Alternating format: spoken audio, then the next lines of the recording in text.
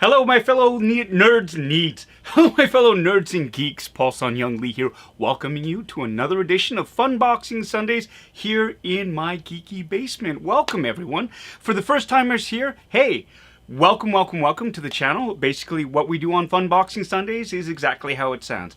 I unbox a bunch of geeky collectibles, I do a half-assed review, and we geek out all night and we chat about different things that have happened during the week. If you're new here and you like what you see, please consider subscribing, hitting that like button, and pressing that little bell notification so that you know whenever I'm dropping a new live stream or a new video on this channel. For everyone else, I hope you're having a fantastic weekend so far. Welcome. We've got a lot of really cool things on tap for this Sunday. I've been eagerly awaiting this day to open these things up and to share them with you, and I hope everyone's doing well. So, before we begin, let's do what we always do on a Sunday, and let's welcome those in the Bitter Brigade to the basement. And here we have, I can see a bunch of regulars. Thomas D's in the house. He's going to be watching from his television set because his laptop is down. He's going to be trying to comment from his cell phone. Good luck, Thomas. Let's see if that works out for you. Hello to Noogie. Hello to Andrew Radford. Oh, well, you're going to be missing the live stream, but you can hopefully catch us on the replay. That'd be really cool. See if X Meadow is here. Y'all need him to do an Appa impression. Well, funny you should ask that, and we'll talk about that a little bit later, okay? RMD Collective is in the basement, as is Captain Wrecked, who is very new here, I think. Haven't seen that one. I love your avatar, and I love the name there. Thomas Smith is in the basement. Hello, thank you so much for watching. Bad Wolf Media is in the basement. Hey, how's it going, Mike? Val A is here. We've got Tommy K. Shut up, Tommy! Everyone should say that at the same time. That's awesome.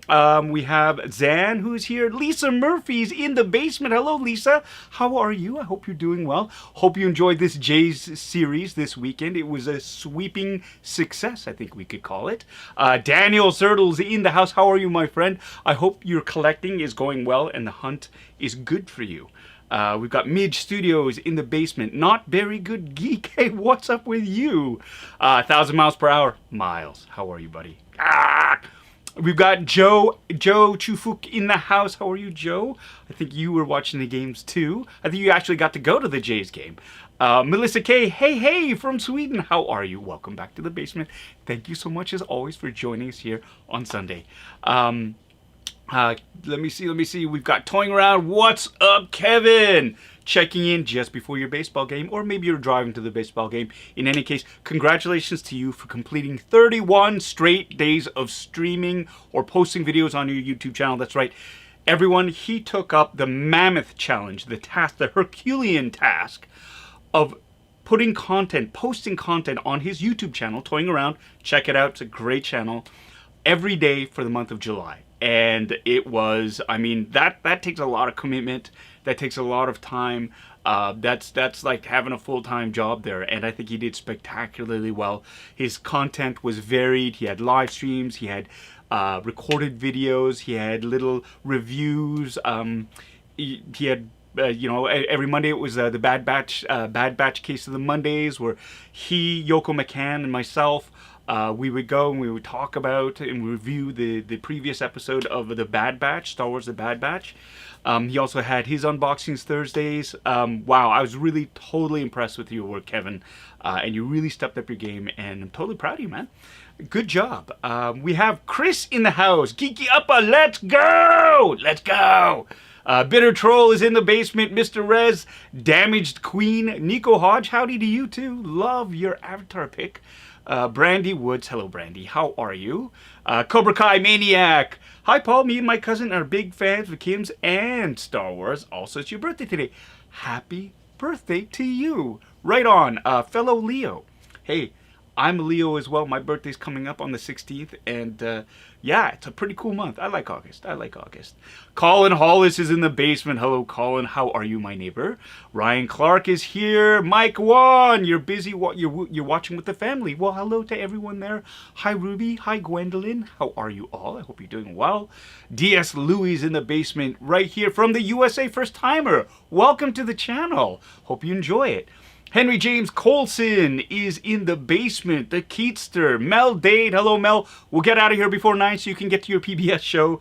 Noogie is in the basement. Laura M. Happy August. I was going to say April. Happy August the 1st, indeed. Yes. Gene Sugano Pro from Vegas is here. How are you, my friend? And Revolnix. Yes. Oh, thank you for liking my nerdy basement. I dig it. I dig it. I'm in the process of reorganizing. Stuff starting to pile up, and it's going to be a big task. Not as big as broadcasting something every day, like Kevin did, but it's going to be a lot of shifting around and a rethinking of the geeky basement to maximize and make more efficient the use of this space. It's all starting to close in, all the geeky collectibles, and it's a great problem to have, actually. Captain Wrecked is from North Bay, Ontario. Right on. North Bay is about 4 hours north of Toronto, and we actually go through North Bay all the time when we go to visit my sister-in-law who lives up in New Liskeard. So we know North Bay, and I've never had the opportunity to film up there, but a lot of film crews from Toronto will actually go up to North Bay and shoot up there, and it's a lovely city from all accounts, from what I've heard. We've got, let's see if we got Dem My Fries. Hello, how are you? I love that name. Sean P, hello from LA, my friend. How are you? Let's see. CFX Meadow is from Jordan. Right on. All right, this is truly an international geek out affair. We've got, let's see, Noogie just subscribed. Thank you so much for subscribing. Jim Mason, I'm doing well. Hope you're doing well too. And Tyler Hunt is from the UK. Thank you so much for binging all of Kim's Convenience. And Mike Davis, great Proton Pack. Can't wait for the new movie. Neither can I. I did my first ever reaction video earlier this week. I cried so hard. I didn't think I was gonna cry. That trailer got me in, so it hit all the feels. I loved it. And really weird thing happened. I got a copyright. So my video got blocked because I guess the Sony bots were out in force, and it was because I was showing the actual trailer, and they blocked me for copyright infringement. I disputed it, and it wasn't copyright strike or anything, but I thought it was like, we really reached that age now where intellectual property has to be protected, and even if you're pumping up the show or if you're doing promotion for it, you got to be aware of something like that. And it was a really sort of shocking experience, but it was a very positive one in the end because I disputed it and basically said, hey, look, this is a reaction video. I wasn't using it. I wasn't trying to monetize it or this or that.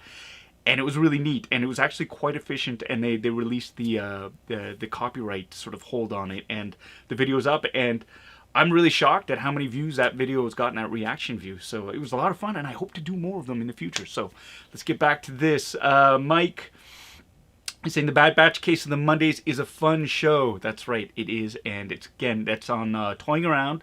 It's Kevin's channel.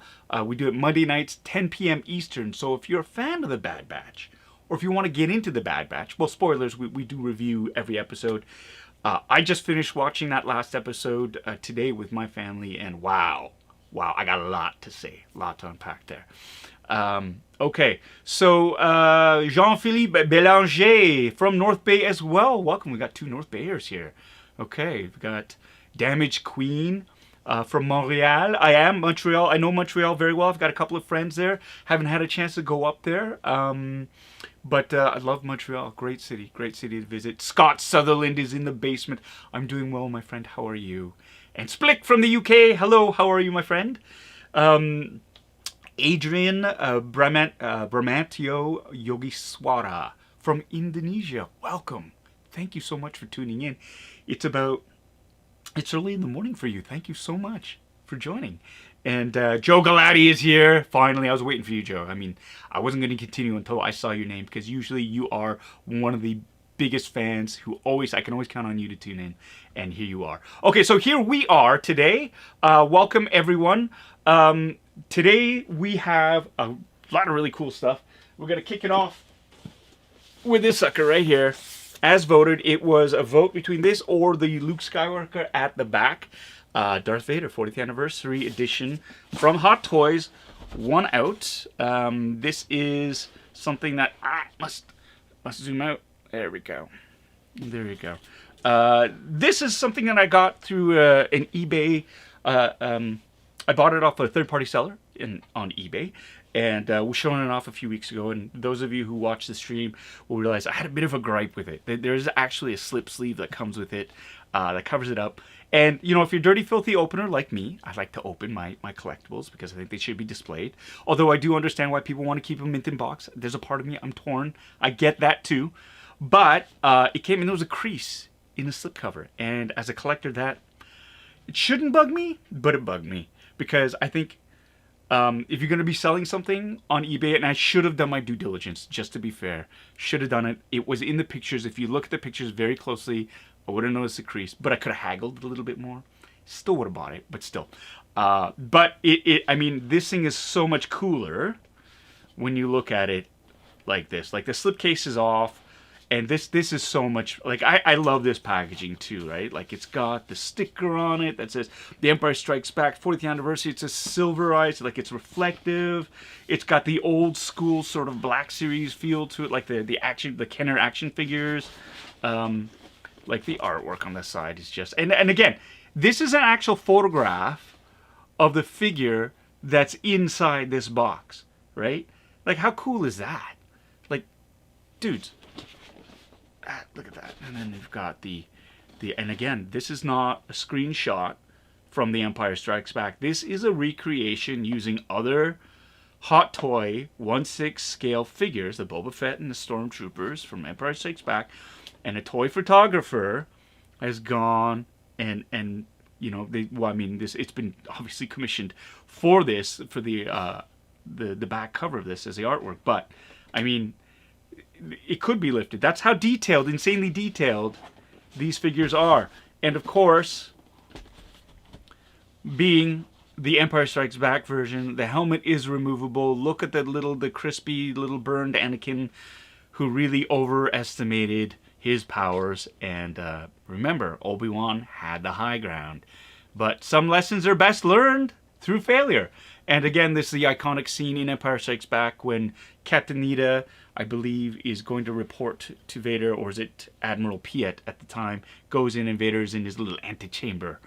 And it opens up and the helmet is just coming down, and they reveal the back of that, which gives everybody a glimpse for the first time of how messed up Darth Vader is, or Anakin Skywalker, however you want to call it. Anyways, so that's it right there. So I'm excited to open this up. So let's get cracking. Let us get cracking. All right. So, and again, this, like, I love this. This see-through. It really just, it evokes memories of getting the old Kenner action figures for Christmas for me, or birthdays and whatnot. There's the tape seal here, so I'm going to, I got a new knife. I actually got this for my son I thought he could use it at work. Turns out it's a very intimidating thing, and he's got like a safer looking knife at work, so that's cool. So I'm gonna use this to open. I kind of feel like Nelson Muntz in The Simpsons, or Jimbo Jones, you know, when they're looking for when Bart's obsessed with getting a knife, and he's looking around, and there's, who's it? I think it's Martin. He's got a bag of cookies. He's like, "Oh, if only I had a knife to open this, that I could share these cookies for all." And I think it's Jimbo. He's good. "Oh, I've got a knife," and flick, he cuts the knife, and then he ends up taking everything from Martin. That's what this knife kind of feels like. It's kind of ridiculous. Hey. Laura McPhail, hello from Scotland. Hello, that's fantastic. And everybody's correct. Yes, all the nerds out there are confirming. Yeah, it was Piet. Nita was the captain of the Avenger. He wanted to personally apologize for losing the Millennium Falcon, and we all know how that ended, with his hands clasped around his neck as he fell to the ground, asphyxiated, as it were. So here's a cool thing about this, which is different from the other Hot Toys. It slides out. It just slid out. It's not a box case that lifts out. It slides out, revealing the standard clamshell, right, with Vader. We've got the accessories packed, the tray up here. My favorite thing. Woo, look at that. The instructions. And the instructions are actually, it's branded differently from the other Hot Toys stuff. And let's open it. Okay, well, first of all, let's be smart. Slow down there, Villeneuve. Here we go. Let us, there you go, remove the tray. All right. So here's the tray of the different Vader. Now give the man a hand. Look at that. See, these are the different hands for the different types of grips. You might, the pointed finger one, the closed fist of power. These, honestly, they're very reminiscent of his choke. The pose that he uses when he's doing force choking people. He's got the different hands for the different grips. This is for the lightsaber. Looks like it's got the open hand. Right? Okay, stop. It's not for kids. And the talk to the hand type hand. Right? So that's his tray. I couldn't help it. There you go. And then we have right here. We got the case on the case. Lifting up the clamshell to reveal what is underneath.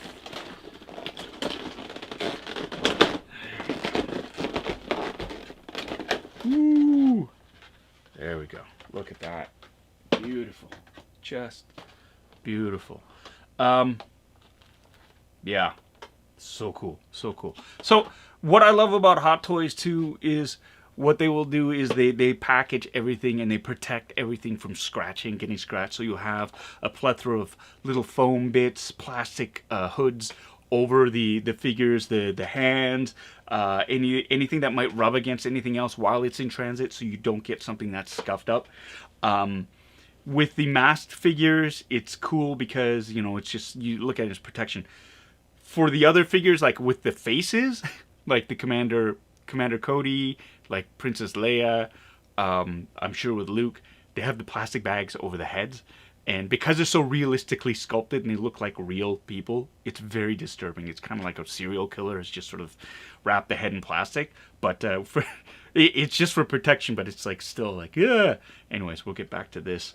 So you see this, they've got this bar here with foam on it to protect the chest piece. Not the chest piece. What is that? The mantle? Oh my god, I can't speak anymore. Anyways, to protect that top part, I'm gonna lift Darth out of the. Oh, look at that. His cape is actually. Here's the cool thing. His cape is. I gotta switch this. So his cape is actually threaded through the back of the clamshell, and it's wrapped as well with plastic. So environmentally, it's horrifying. But I mean, if you're protecting this is to protect all of the goodness on the inside. It makes sense. So I'm just gonna try to feed Lord Vader through here, and oh, the helmet's, of course, the helmet is removable.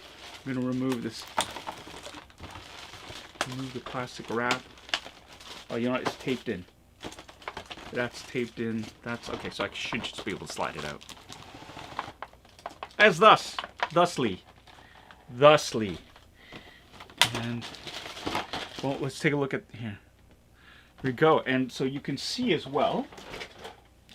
This is the base. And what's really cool is this is on Bespin. It's on Cloud City. It's a platform. You've got the sheared off poles that Vader actually in his battle with Luke has cut right off, and we'll take a look at that closely. There's a railing, and so this is something you pose him on as well, because this is the 40th anniversary edition of Darth Vader from The Empire Strikes Back. And as you can see, you've got the plastic bag to protect the helmet. You've got plastic over the belt, plastic booties, and the shoulder bells here. I'm gonna remove them. very carefully.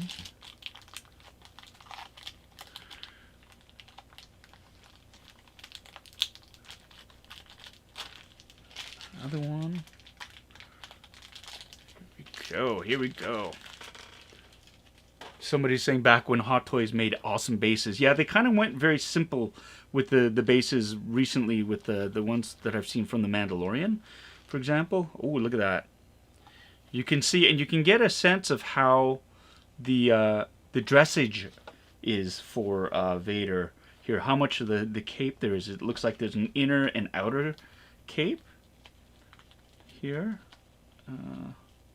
Some tape. Just gonna do.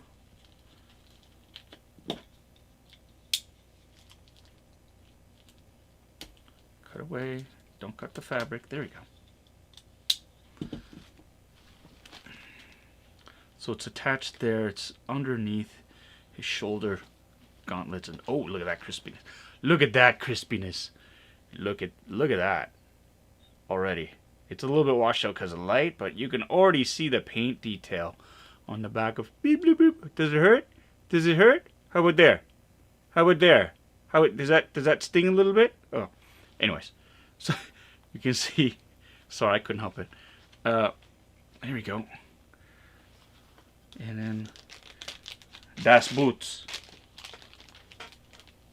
And again, the boots had little pieces of foam inside of it to protect from scuffing some of the parts. That was cool. Look at that. And ooh, look at this. Again, this material, it's soft material. It's not plastic. It is an actual bit of fat. Like, this is hand, it looks hand stitched. No, it's, I mean, it's meticulously stitched. The detail here from all this, he's wearing a suit. He's wearing the suit. There's his chest box, belt boxes, you know, again, and here we go. Here's where some of the foam came in, right there, because these are high friction points, parts where when you, if you're going to be posing these figures, that's where a lot of rubbing is going to happen between parts. So in transit, that's what they do. So I've got this. I've got his helmet here, which is so shiny, right? And that's, there we go. Look at that. Look at the detail. Look at the shine on that too.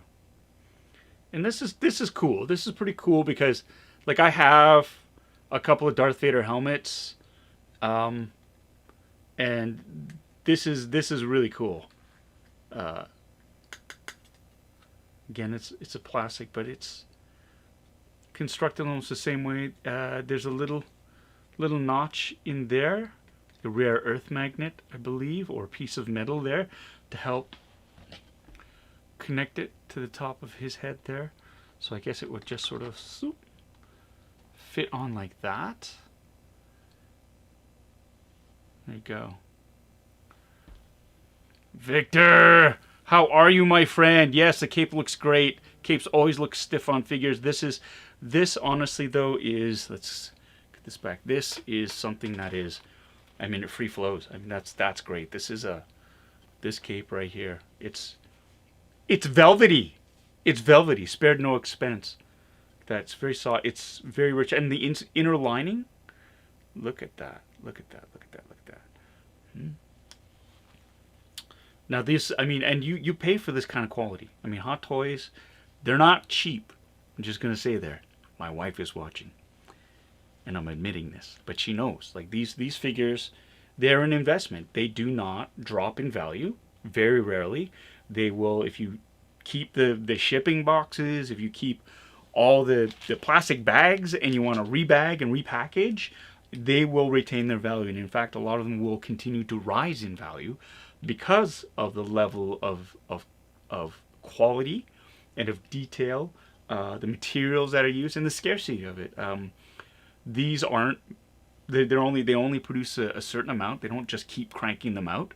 Once a run is done, they're done, and then they become a true collectibles because there's only a finite amount of them. So, Bitter Troll saying, get him a light breeze so that cape.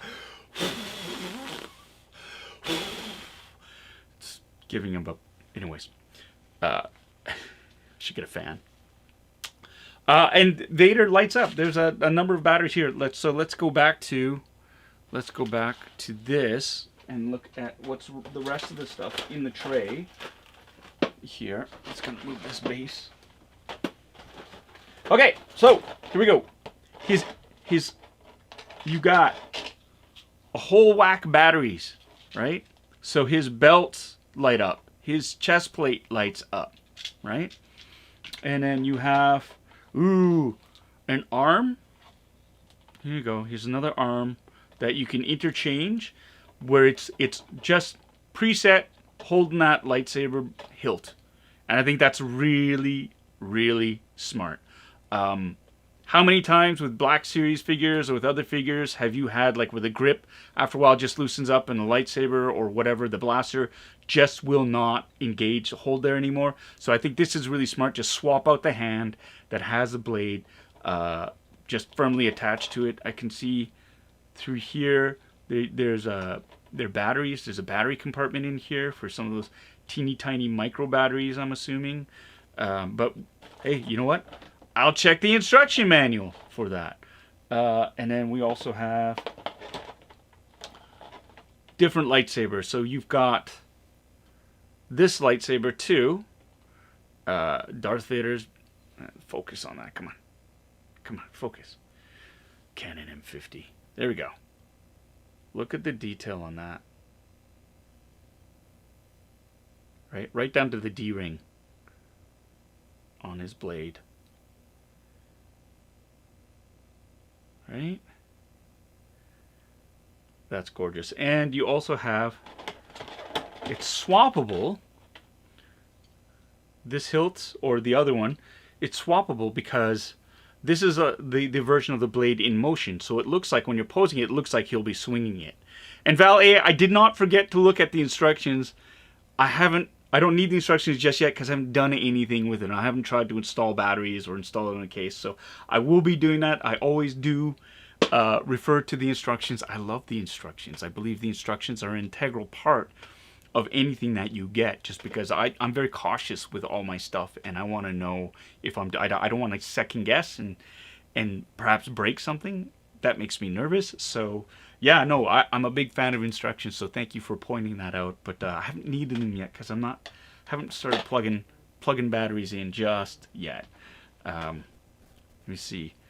Somebody here, my wife has just said, Kenny C, thank you so much for your generous super chat donation. That hat is really nice. Where can I get one? Are you talking about this hat, my friend? Oh my gosh. This is what I love about the Bitter Brigade. Everyone is here to help me out. To help me out. And to remind me to do things that I need to be doing. I'm getting better at it. But if you like this hat, I can tell you, if there was only some way I could let people know where they could get one like this. Look at that! It's like it's preordained. Get your official Bitter merch now. bitteragent2.com/merch. You can order these represent hats or the Bitter hats on the website. Show your support for the Bitter Brigade. These hats are dope. I love them. I am, of course, follically challenged, so I'm always with a hat. And these are two really cool things that I like. I like wearing on my head, and I like representing. And represent is a very personal thing. Read it on the website, what it means to me, what it means to you. It's personal for everyone. It's about who you are, where you come from, being the best version of yourself. And these are things that I strongly believe in and feel that people really should be striving towards. And I think if we all try to be our best versions, and that's not to say we're going to succeed, but it's the attempt. The attempt has to be there. And we're all humans, and we fail, we fall. But it's about getting back up, and it's about pressing on and trying and trying and trying and being the best versions of ourselves, and not being too hard on ourselves if we do fail, because failure is the best teacher, I believe. And so you get up and you keep going. So thank you so much for that, my friend, for reminding me. Usually it's Mike that does that. Maybe I missed it, but I get so involved in these unboxings. I love it. So, and thank you to my wife, Anna, for keeping an eye on that, because I get scattered. And forgive me if I don't answer a chat, or if I can't get to it. There's so much going on right now. It's cool. Hey, who's that? I see you. Andrew Fung is in the house. Here he is. The details on this are unreal. Yes, they are, my friend. This is why I've stopped collecting Black Series. I'm gonna save my bullets, and I'm just gonna go with this because the scale of it is such that you can get that incredible amount of detail.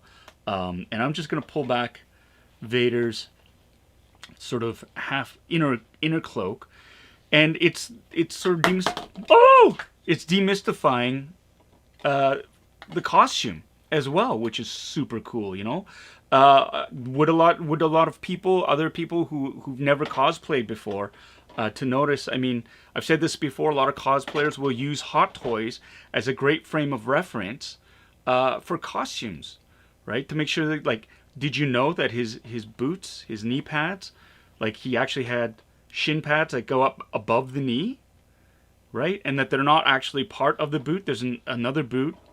I'm going to take off the helmet because it's going to keep falling. There's a boot, regular size boot, and he's got shin guards. I did not know Vader had shin guards. I just thought it was one big boot. And look at the stitching even on the boot. The boot.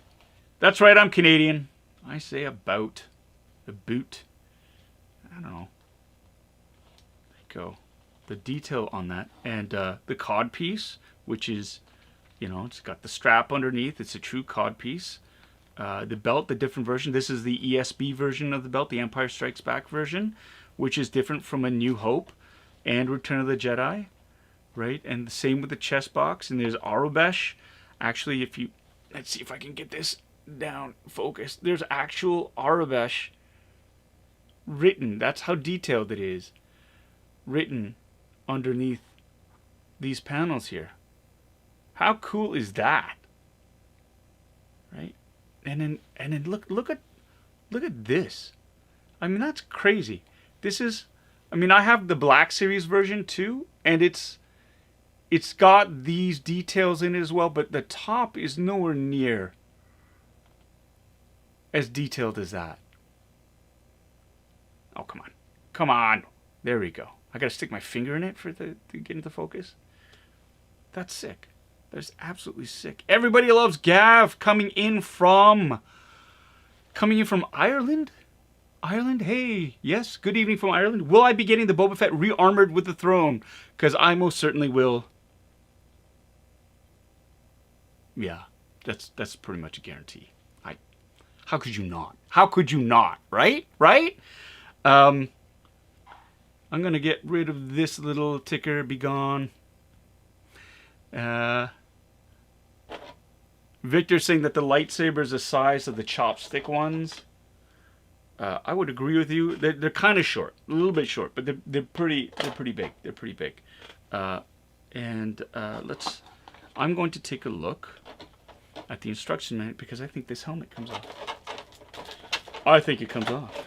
And I'm going to find out so we can see his face. I want to see how to do it properly. Maybe I'll even look at how to put the batteries in. Let's see if we can make this sucker light up.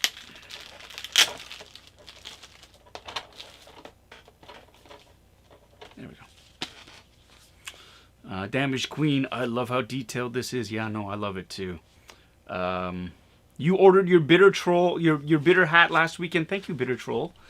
Here we go. Kristen Phillips. Hey, so good to see you here. I'm still recovering from the loss of Kim's Convenience. You and the ensemble are incredible. Thank you so much for watching. Thank you very much. Appreciated. That's right, Mike. You have trained everyone well.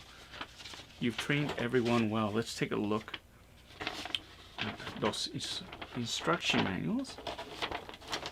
So here we go. So they've got the different hands, right? How to change the hands. Aha. There we go. So the lightsaber lights up if we want to do that, right? You have to unscrew one of the panels, put 3 of those teeny tiny batteries in, and there's an on-off switch. And the hand actually has, oh, look at this.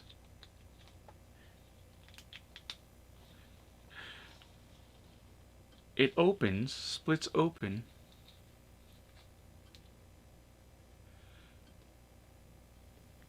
To reveal. Come on, come on. Oh, I'm gonna do it. Come on, it's gonna work. It's gonna work. It's gonna work. It's gonna work. Work, damn you! Work! Because nothing could be easy. Anyways, trust me. There's this little switch in there. There is a tiny, and that's where 3 of the batteries are going. And look at that. It actually will seal back up as well to hide that version there, to light up the lightsaber, which is awesome. I'm gonna need my special glasses if I'm gonna do that though. And I don't think anybody really wants to watch me fumble around. Here, there's the hilt here can actually hang off of Vader's belt if you want. The helmet comes on, you will hear, it's a detachable outer helmet. The head sculpt is not detachable. Do not try to take it off, otherwise the figure may get damaged. Well, there you go. The other battery compartments are on his butt. The belt boxes look like, yeah, they light up, and they take 2 batteries each. And the base itself takes 3 AAA batteries. So you have lights on the base, and that's how that works. And on the other side is just an old, wow. This is the poster I remember. This is the teaser, the one sheet that I remember from my childhood. There. Nico! Hey, Andrew, you're watching with Nico. Right on. Hi, Nico. Good to see you, buddy. Miss ya. Hope to see you soon. And yeah, get your dad to get you all of the hot toys because you deserve it and you've been a good boy. Sorry, Andrew, I couldn't help it. You got to be a really good boy to get all these hot toys, though. Wow, I missed a lot. I missed a lot of stuff here. Kenny C says, every time I look behind Paul, I go, how many children does this man have? I got 2. Two's enough. Two's enough. And my wife would say she's got 3 because she got me in the house too. Sorry, I realized I was talking into the camera and it's not even on me. It was on this. Let me see. Yeah, Mel, you'd need tweezers for those batteries. I would need 2. I have this special pair of, these are my, I use these. Yeah, that's a sight, eh? That's a sight. Sadly enough, though, I need something like this in order to do the fine motor details, fine little things, because I can't see anything anymore. I'm at that age. I am at that age. John L. Hanafi. John at Paxture. Hey, how are you? Good to see you. Thanks for joining us in the basement here. It's only appropriate for Darth Vader to have butt batteries. LOL. Yeah. He got messed up on Mustafar, right? That's it, man. It's the high ground. It is the high ground. Jared Pressman saying, finally able to catch a live stream and not just watch the replay. Well, cheers. Thanks for joining us. Notice you always quote The Simpsons and no one has mentioned 3 separate times. You said too much pie. That's your problem. Yeah.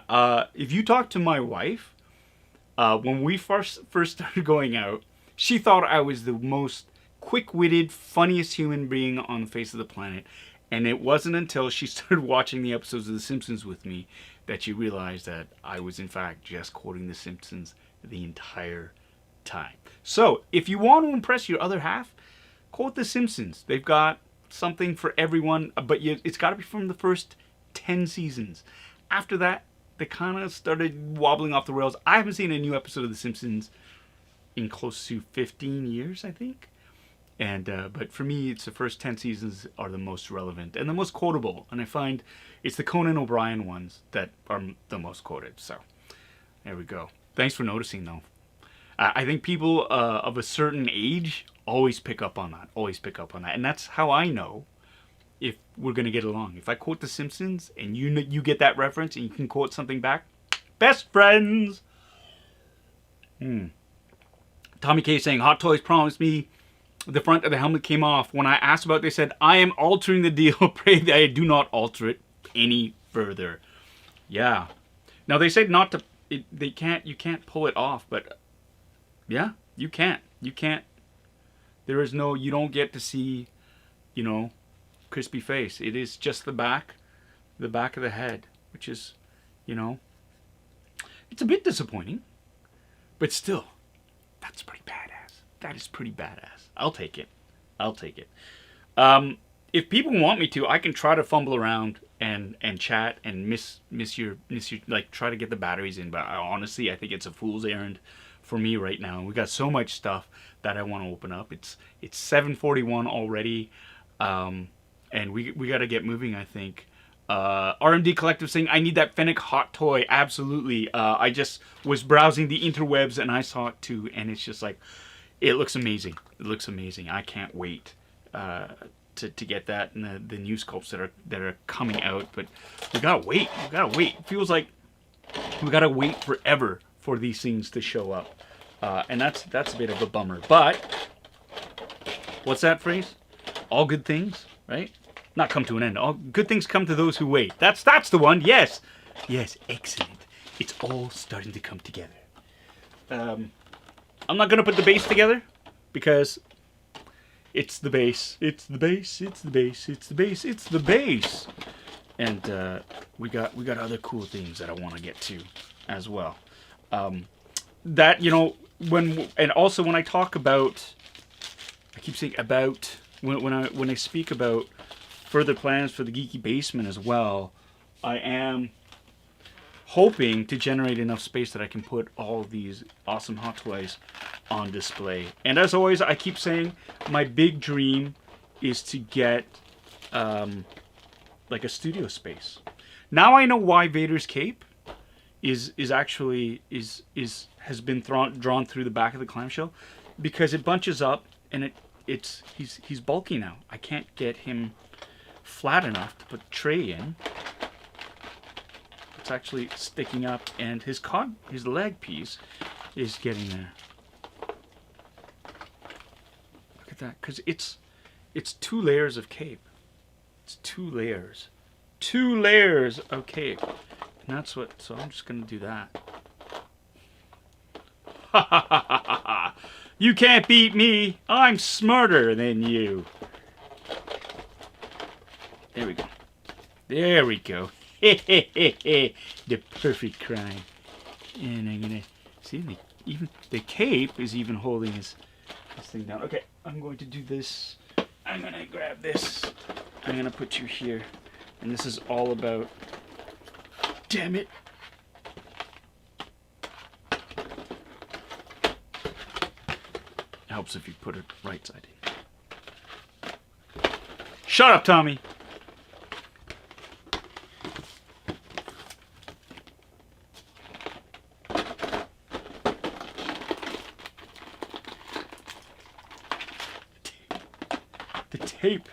The tape. Boy, this is embarrassing. Oh, man. You got something from Mike here. Hey, any updates on the Bitter Brigade membership? I know some of us are waiting to hit subscribe. Yeah, you know what? Thank you, Mike, for mentioning that as I fumble around here like an idiot. The badges have been finalized. The badges have been finalized. The emojis are set. The membership levels are there. The only things left are, I want to have a nice welcoming package, a video package ready for people who hit subscribe and want to support this channel and grow and invest in this channel. And it's been an interesting journey doing that. It's been very exciting. Not gonna lie, super excited, super pumped. We're gonna have 2 tiers of membership. And I just want to assure anybody, if you don't subscribe, or if you don't join, or if you don't take a membership, nothing's going to change in terms of content. It's all going to be available to you. You can still watch these live streams. You can still watch the unboxing videos, all this stuff. What I'm offering people who want to invest in the channel is some extra perks. And those extra perks come in forms of members-only polls, being able to participate in the chats, for example, during a live stream. It's going to be it's going to be limited to people who are just investing in the channel. It's great, but you can still watch the content, which is awesome. The next level of membership there too is very exciting. We're going to have some members only exclusive behind the scenes footage, first look at videos, first look. We're also going to have members only live streams that are going to be happening. But for everybody else, there's still going to be a ton of content out there that I'm working really hard at trying to maintain. And but I'm excited about this membership. I never thought I'd get 100 followers. We're now at like how many subs do we have? Like we're almost at 13 now. So like I had a goal of 15,000 subscribers for the end of this year, and I think that's really doable. And I think there's something really exciting here because I love this idea of what this channel is becoming, and I think with your help, we can really make this a lot of fun and super interactive. So this is new world, new ground for me, and I'm really excited about what's going on. So thank you so much again, Mike. Again, these super chats go right back into the channel. They get rolled in so I can get really cool geeky stuff and expand the palette too. I love Funboxing Sundays. I love interacting with everybody here. There's a couple of other really cool videos, actual videos, long form videos and things that I have been working on in terms of getting the content together and stuff that I want to share. I've been watching a lot of other videos from other really successful channels and fun channels. And there's some stuff that I think I'm really excited to share with all y'all. So just be patient and we'll get there. We will get there soon enough. I wanted to make an announcement about today. I kind of have. It's a soft announcement, I guess. But I want the proper welcoming package for those of you who believe in me enough to subscribe in that way. And so I want to make sure you get your money's worth is basically it, and I want to guarantee that. So I don't want to disappoint anybody.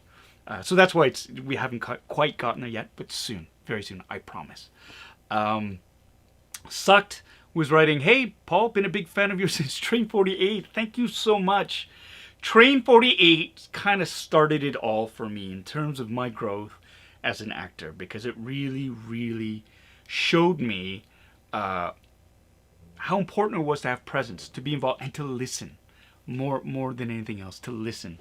Train 48 taught me to listen to other actors, and I worked with some fantastic actors who taught me a lot as well. And it was an invaluable experience, and I hold Train 48 very near and dear to my heart, because I think without Train 48, you wouldn't have a geeky basement. I wouldn't, because this house, we got the down payment for this house through Train 48. So, and my kids were born in this house. So there's a lot of love for me from Train 48. So thank you so much for that lovely shout out, Sucked. Scott Sutherland was saying you got yours on Amazon. Got them after you saw Matt Mercer using for mini painting. You're talking about the, I think I got mine too. From there too. I'm going through and looking at the chats. I'm sorry, I can't read all of them. I want to respond to all of them if I could. Yeah, Daniel saying, if you move to the suburbs, you can get a bigger house. Yeah, but then you're in the suburbs.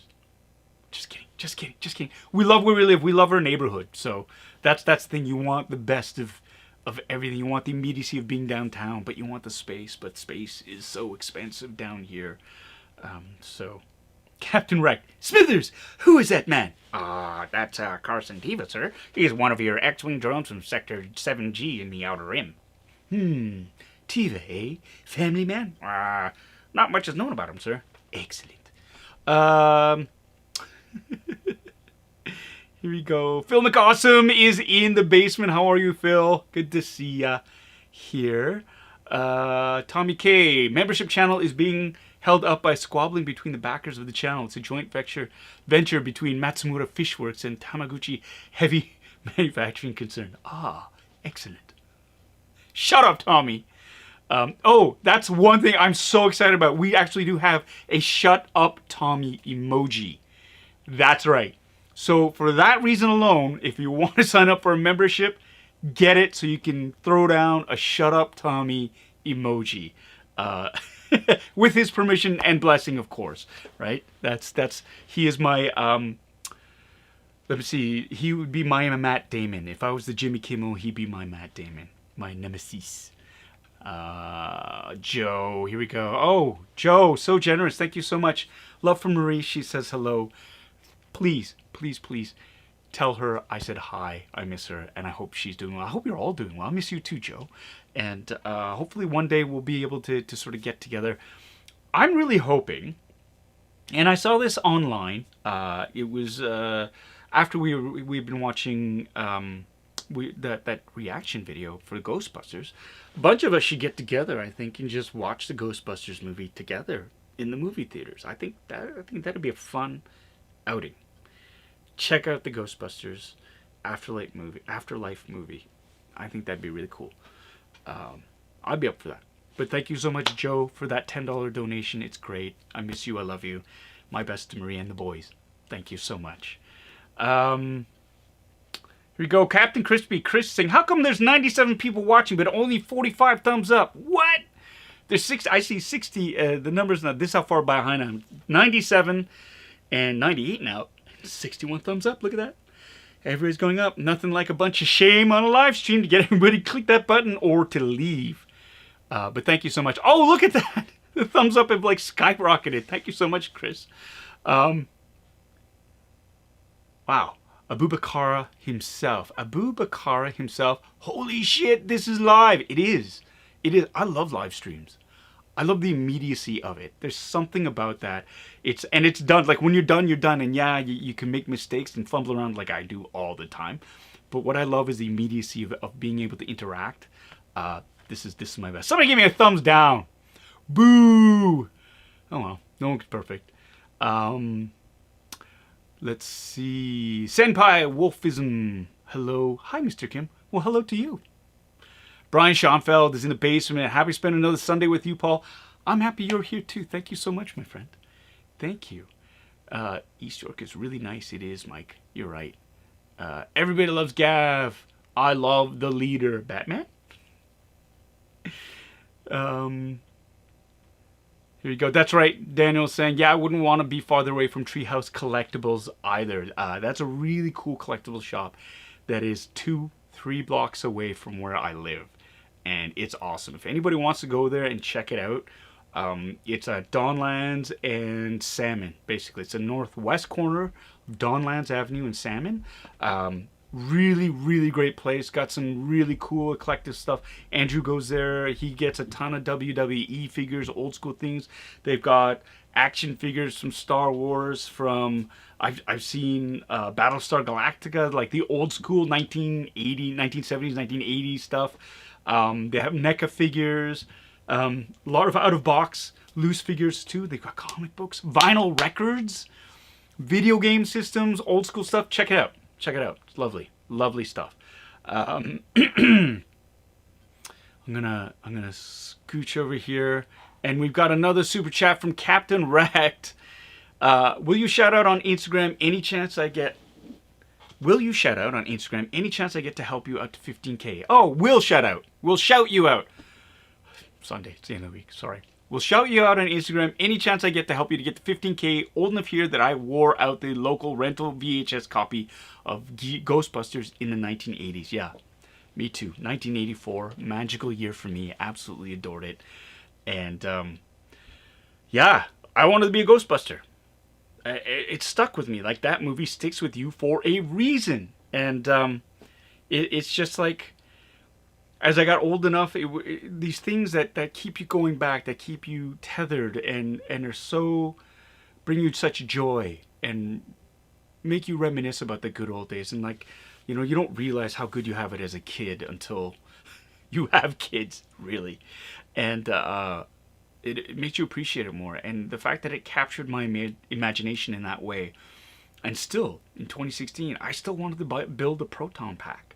And I bought so many different parts from all over the world to put this thing together. And it kind of, when you talk about it sometimes to other people who aren't fans, they're kind of like, oh, well, that's odd. You built a proton pack from like the movie Ghostbusters. Once I get over that and they see it, like, oh my God, that's cool. That's cool. And they get it. And there's something about that franchise that I deeply love. So Yeah, thank you so much. And again, thank you so much for that generous donation of $5. Again, that goes right back into the channel to help bring this uber cool content to all of you out there. Vincente Alirez, thank you for always being so entertaining. Well, thank you for watching, and thank you for the kind words. Really, really appreciate that. David Smith, thanks for liking my Black Series Mando custom, Paul. Sooner or later, you'll be done with it. Matt, dude, that's great work. You know, game respects game. I love that. Everybody check it out. He's repainting basically his Black Series. Excuse me. Wow. Black Series Mandalorian, and I love that. I love it when people will take figures and modify them. I've got some custom figures that people have generously given to me, where they've basically done a head sculpt of my big fat head and put it on another like X-wing pilot's body, and got me a custom figure. Like Jason Liu's done it, oh my God, what's his name?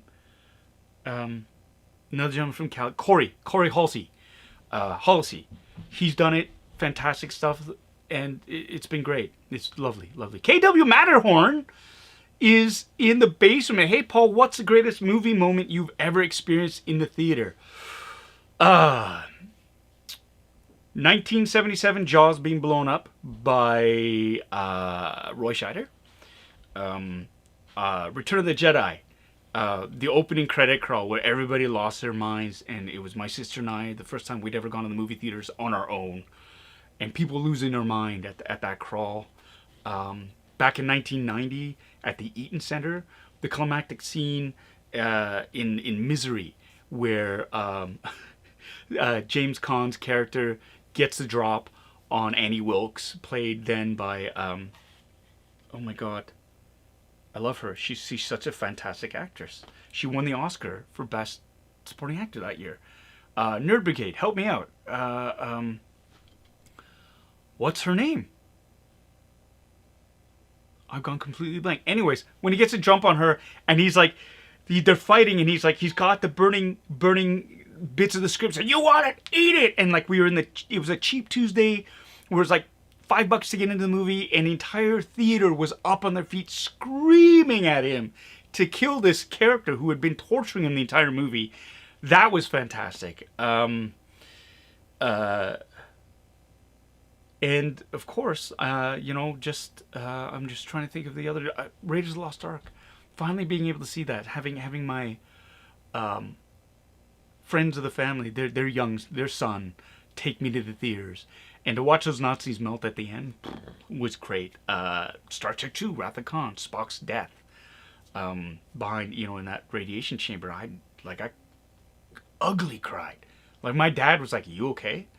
And I get it now, because my son does, my eldest, he'll do that. Like, he's been watching The Walking Dead, rewatching that. And he's like ugly crying. He ugly cried during the Avengers. The Avengers, again, Endgame, that on your left with everybody showing up. So many great moments. So many great moments. 2016 Ghostbusters reboot, when they're all full out kicking ass against the ghosts at the end, I got worked up. There's so many fantastic moments. It's hard to just sort of pinpoint them, and I could go on and on and on and on and on.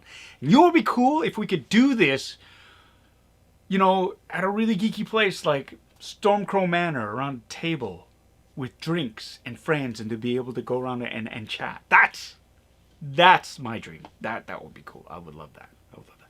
Great. Thank you so much for that awesome question. Scott, thank you so much for your $5 super chat.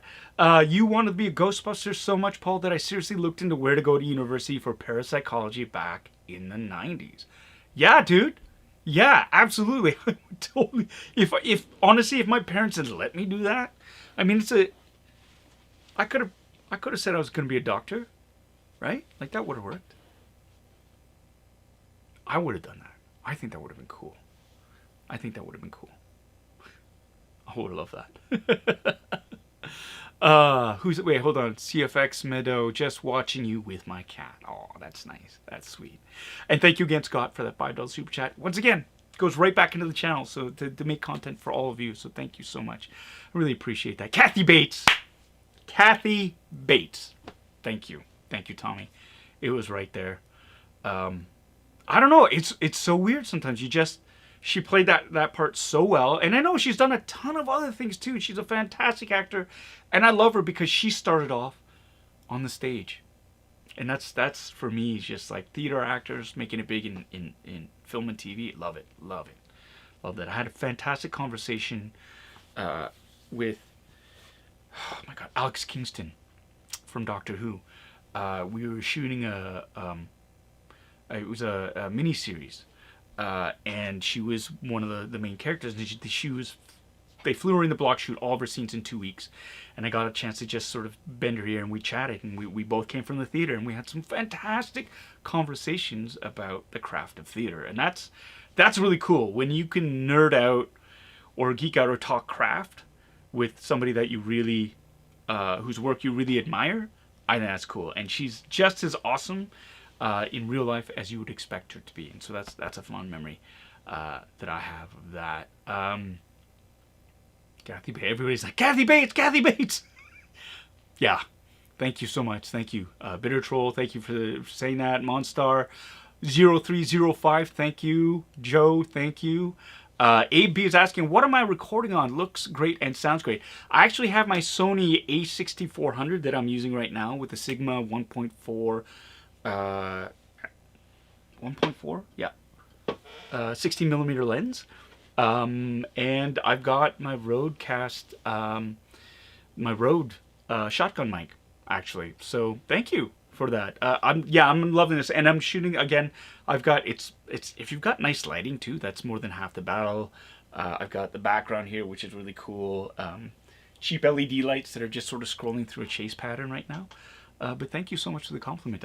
This is, again, it's been one of the funnest parts of learning how to live stream, is getting all the gack and making it look cool too. Content always is the tantamount, the most important thing, I think. I don't think, I know, but it helps to up your game even more if you can get the content and make it look good at the same time. So I'm a technophile as well. Like I love all this stuff, and I love putting it together. So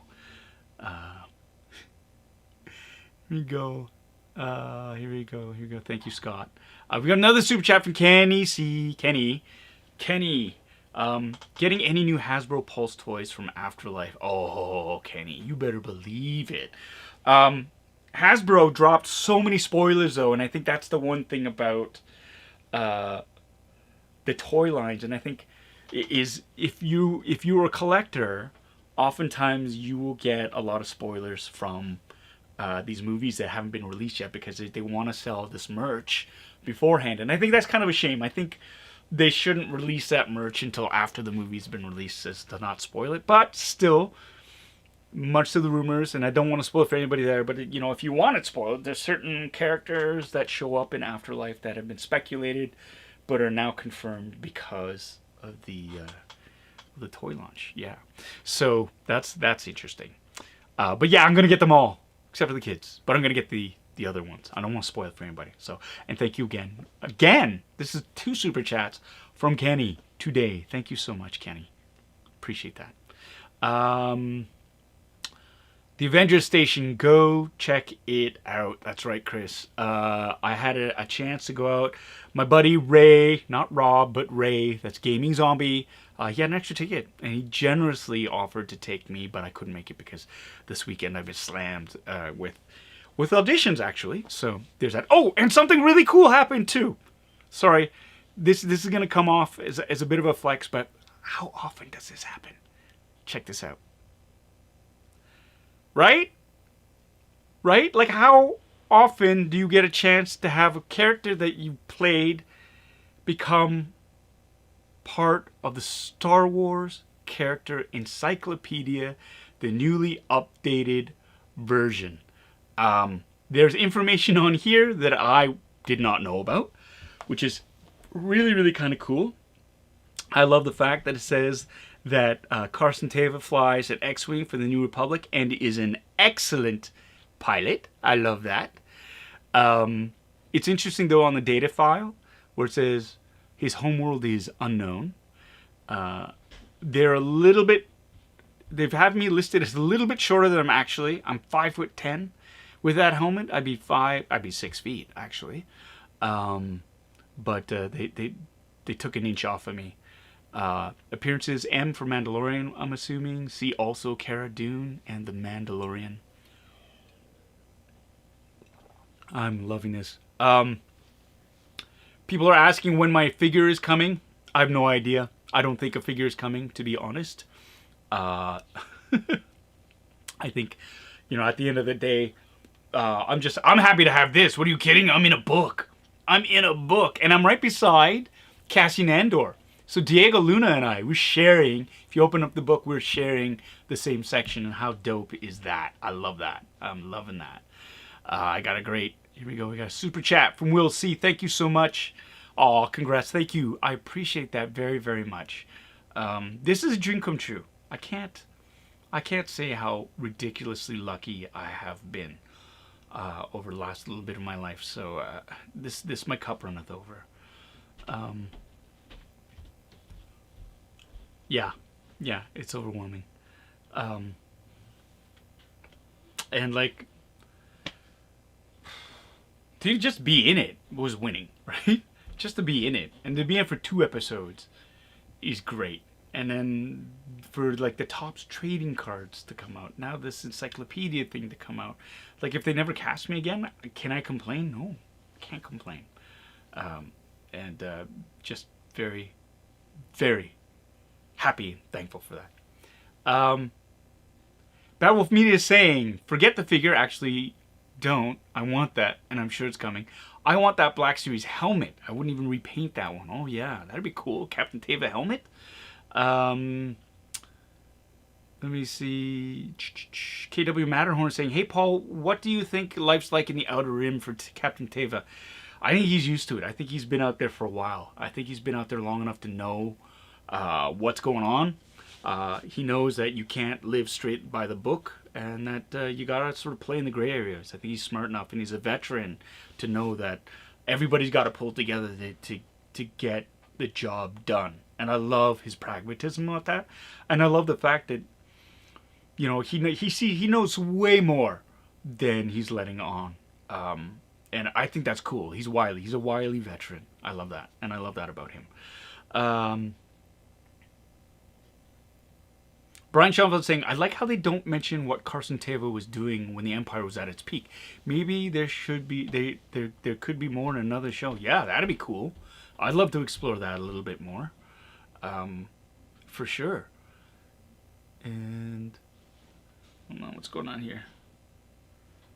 Getting all these notifications.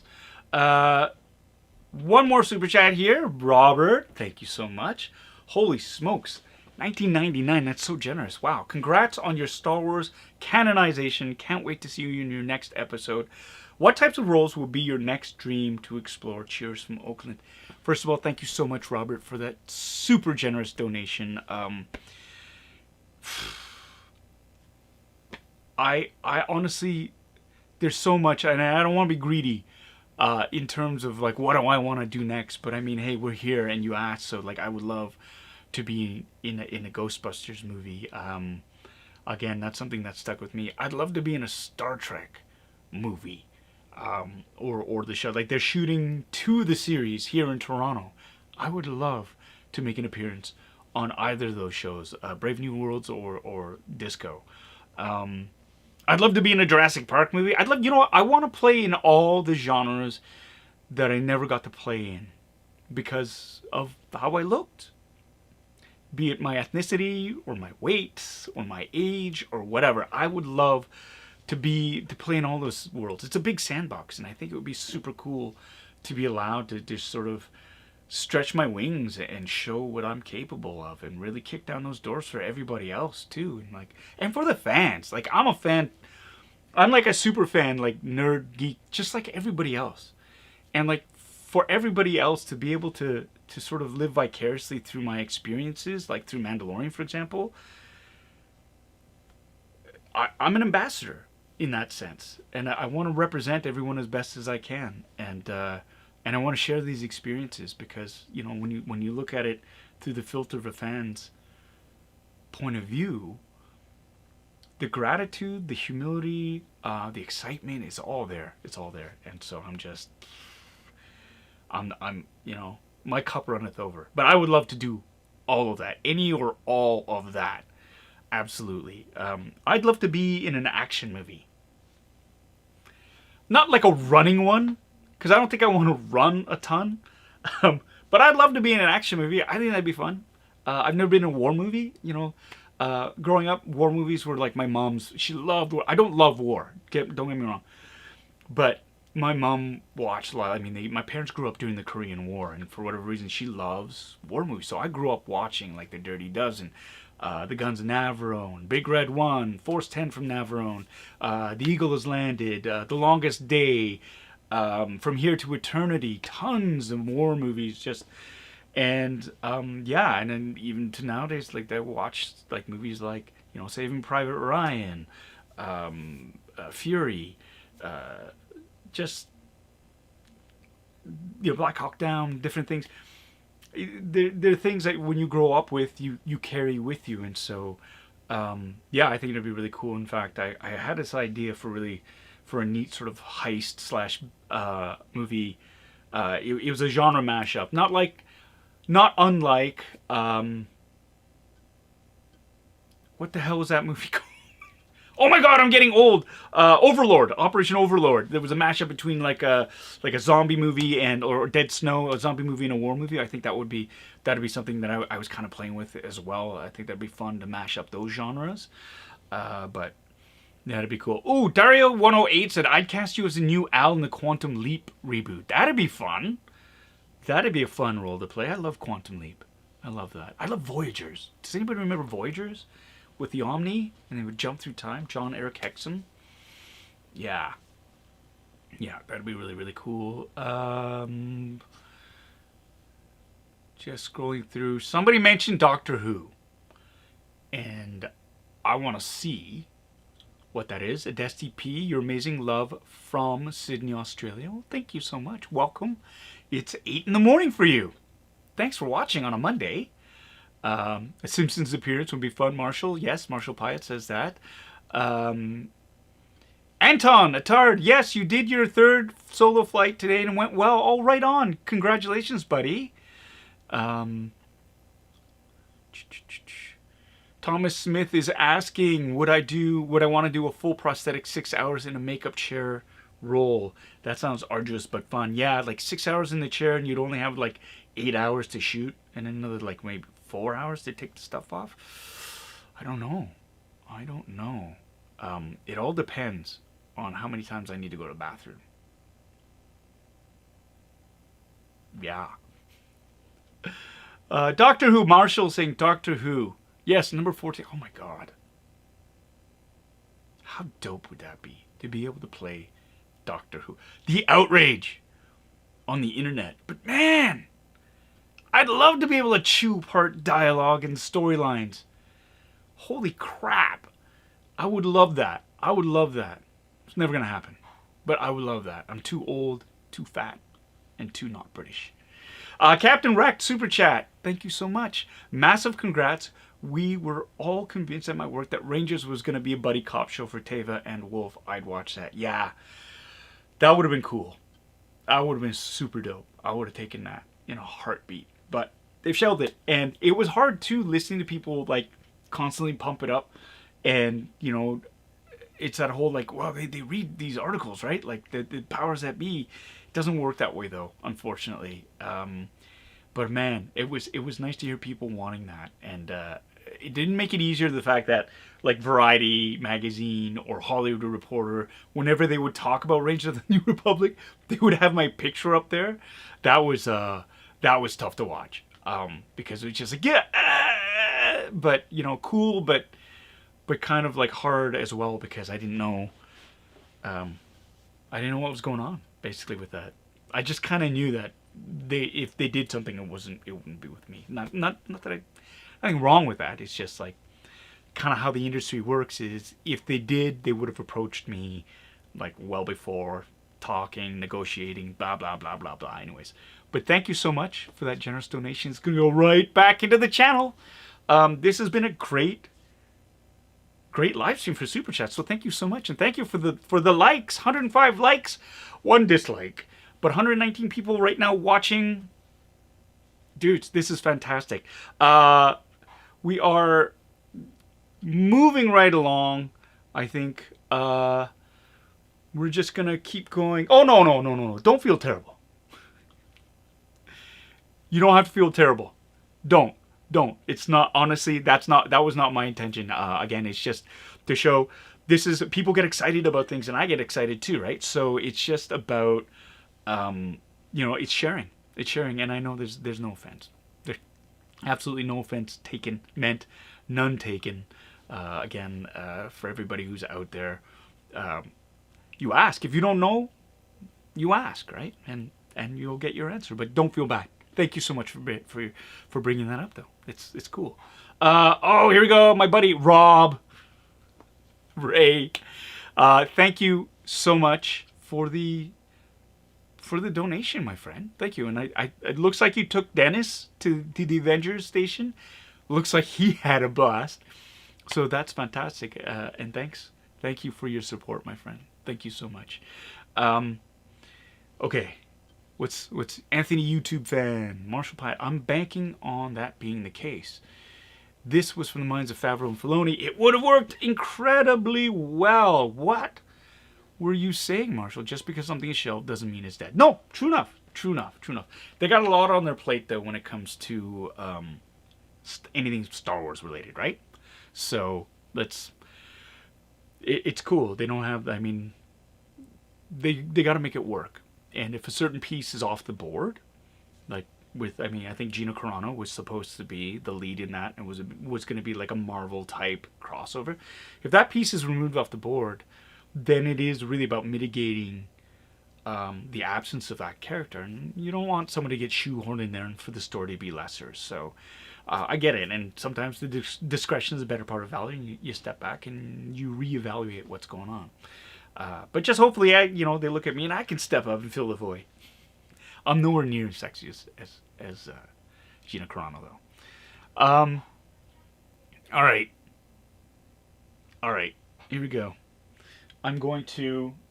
Let's move on because it is 8:18.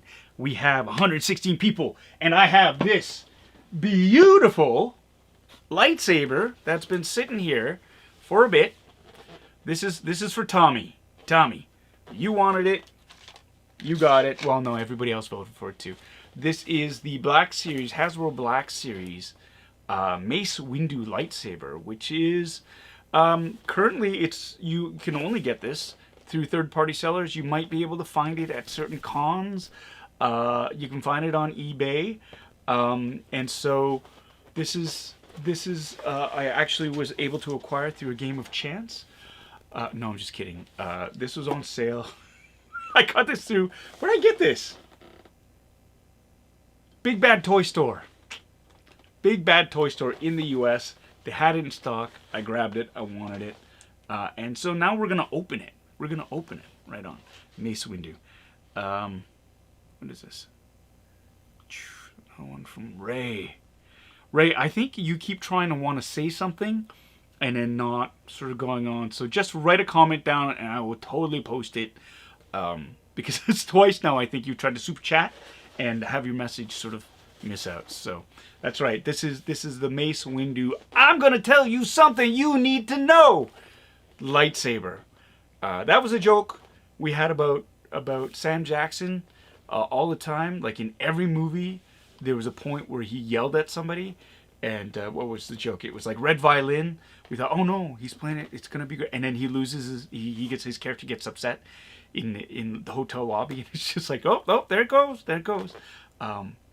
Massive love and respect for Sam Jackson, though, for what he has achieved. And I love the fact that the story behind him getting a purple lightsaber was because he just wanted to... he wanted to be able to see where he was. And since there were no purple lightsabers, he'd have this. Okay. Okay. Ray, he's saying, no, I'm good, bro. Just donating. I love that. And then he adds, I can talk to you for free. LOL. That's right. That's right. Thanks so much again for your donation, Ray. Ray. All right. Let us go. Monstar0305 is asking, is it a removable blade? Well, let's check it out. I'm going to switch to this thing here. I'm wearing pants today. It was chilly. We had the air conditioning on, and I had to put on the pants. So you can see this is blade number 8 in the series. Collect them all! You fool. Yeah, it's got, you can see here, I mean, it's got the old school display stand. I'm not a big fan of these ones here. It takes 3 AAA batteries, which we have, realistic light effects, authentic movie sound effects, real metal hilt, a display stand. It does not say anything about the blade being removable, which usually means it is not. So, we're going to take the knife, and we're going to do this. Another super chat from Gaming Zombie. What does it say here? Boop. Last one, congrats on the encyclopedia. Gonna be picking that up. Aw, cool. Thanks, Ray. Just gonna move this up here. Okay, yeah, with that encyclopedia, it's actually, somebody online told me about it, or posted and tagged me in it. And so I went and checked it out. It's from the actual, it's an updated version of the Star Wars character encyclopedia. It's not being released till later on this fall. So you can pre-order it right now, but it's the DK sort of hardcover version of the character encyclopedia, and pretty dope. Pretty dope. I'm looking forward to it. Okay, let's do this.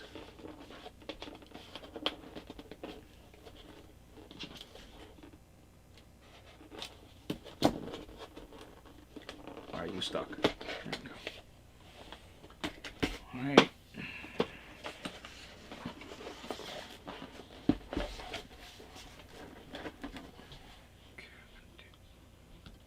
Get rid of you there. Here's the reveal. Ooh. There it is. So here's the hilt. The blade is already attached. And that means, yeah, I don't think it's detachable. But one way to check, of course, is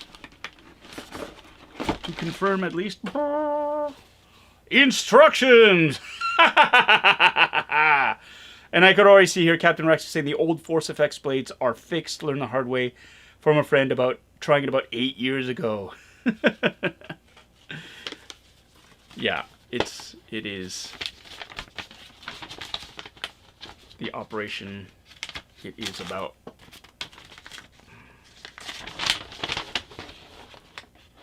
Yeah, how to install the batteries, and oops, you know what? I forgot the screwdriver. So I need to go grab it, but first I'm going to free you from this prison of styrofoam. Yeah, and if you're a mint in box collector, look away, because I'm going to ruin the resale value of this blade.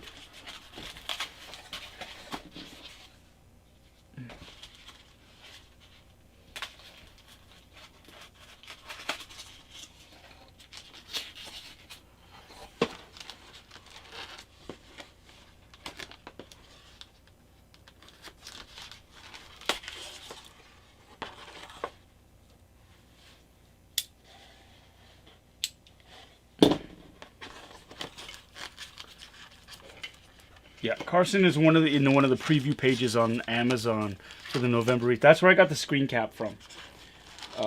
So there we go. All right. I'm going to be removing the lightsaber from the case, and the whole thing is wrapped in plastic. And I'm going to remove it. Here's the stand. Put it here. Styrofoam back in place, and I'm going to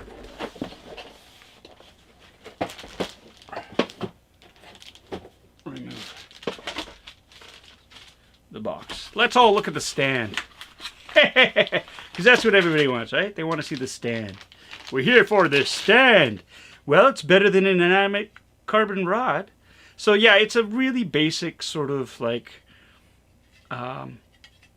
acrylic piece right there.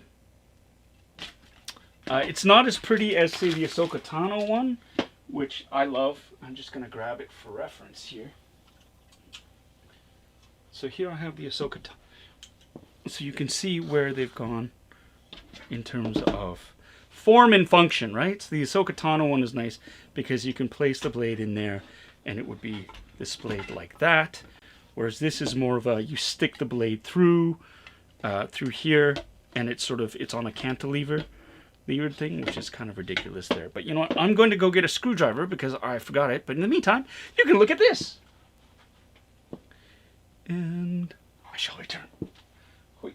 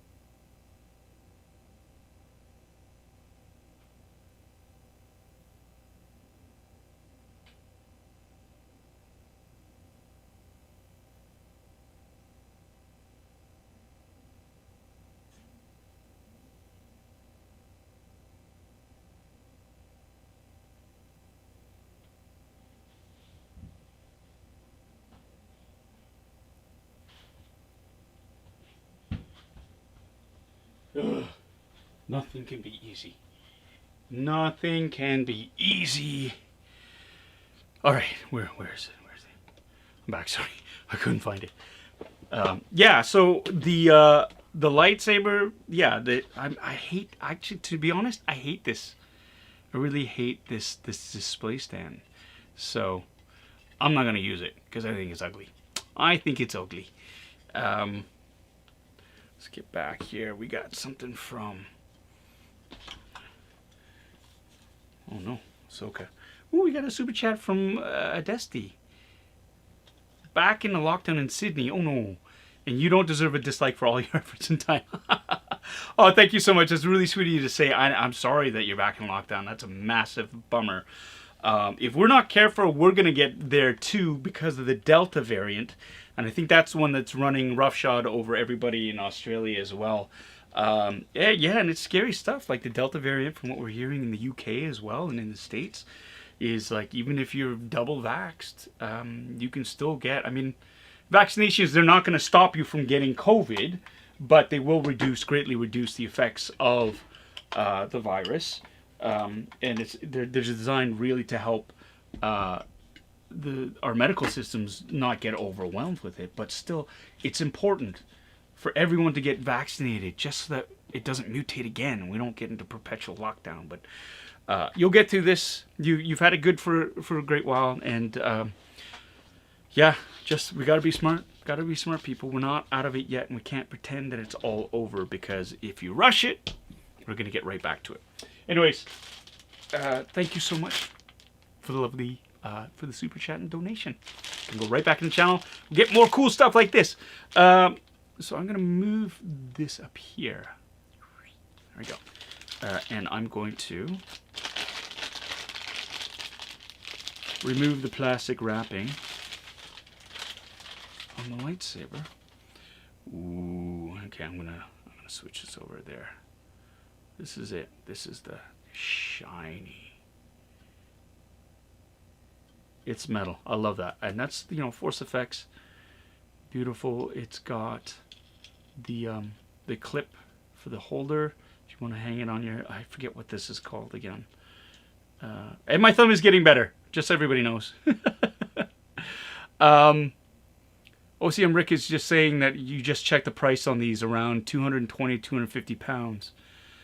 Yeah, you paid £40 delivered for your master replicas Anakin back in '05. Even with inflation, it shouldn't be more than 100. That's the world of collectibles right there. Supply and demand. And more people have gotten into the world of collectibles, and they're hoarding these things. And so when it's scarce and there's a demand, it really is a seller's market. But look at the detail on this. It's these grips are rubberized, right? There's, again, this is a rubber ring right here. I'm gonna zoom in a little bit here. There you go. How's that?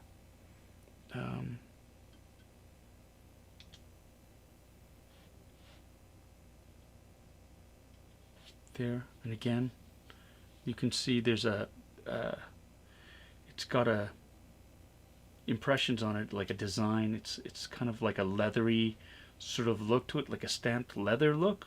Not sure what the significance behind that is, other than it looks cool. One thing about these Force Effects blades, though, they're good. They're solid. They're thick. THICC. Thick. A lot of it is with the internals. This would be interesting. Like, it's, I mean, and you know, okay, I got small hands. I can live with that. I get it. They're nice, girly, sort of like effeminate hands. I love them. That's the hands that I got. And this is a two-hander. This is insert joke here. This is it's hard to get a grip on. It's hard to get a grip on that.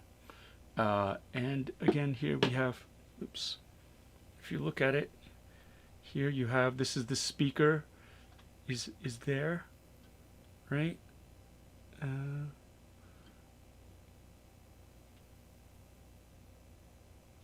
Okay. Wait, what are people saying? Nothing can be easy. What is that? Are you talking about different emojis or different badges?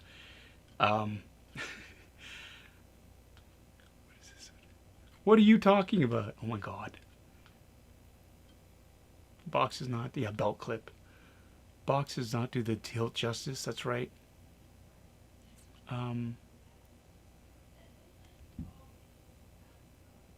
Tommy, I know this is one of your favorite hilts. Melissa Casing, I would also propose, I'm not bothered when clearly looks bothered at a ding in the box. Yes, okay, fine. Fine. You got me. You got me. Yes. If you know what? Throw those suggestions out there. I love that. And let's work on getting emojis and badges like that for the members. Absolutely. I would love to design more. Looking at this hilt too, it's shiny. It's nice. It's got the gold inlay, the patterning, the gold accents on it, which are great. The electrical stickers. The warning stickers in here. Let's see what it looks like when we fire it up. I'm going to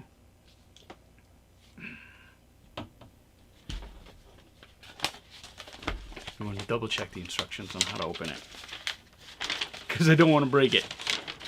Oh, you're not discussing a drinking game. Oh my god, how much fun would that be? One night, members only, right? Like a Zoom drinking game or something. That'd be crazy. Make sure it's off. Unscrew the pommel. That's what I was doing. Okay. Unscrew the pommel. I'm unscrewing the pommel. There we go. Oh, I see. The pommel is actually much shorter. It's much... I was trying to unscrew this part here because there's a rubber grip there, but it's not. It's actually above. It's actually above it. There.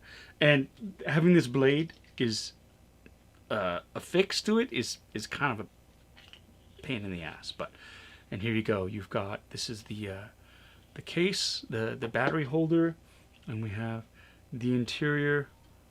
Oh my god, can you see it? I can't get a good angle on it because of the blade. Nah. Look. Oh, that's awkward. Forget it. Anyways, yeah, the chassis is the internals are in here. Pixelized light board. You've got NeoPixel blades going up. This takes 3 AAA batteries but you need to unscrew this segment here to open up the you need this segment, you need to unscrew this to unsheath it and put the batteries in, which is cool, which is why I went and got the screwdriver, which is, the screw is so small I cannot see it. Good God. Nothing can be easy. So I'm gonna take out my readers. Yeah, it happens. Okay. Son of a... The bit's too big. So I gotta get the smaller one, right? Why? Because nothing can be easy. Shut up, Tommy. Alright. Oh my God. That should be like a big one. When Paul puts his readers on.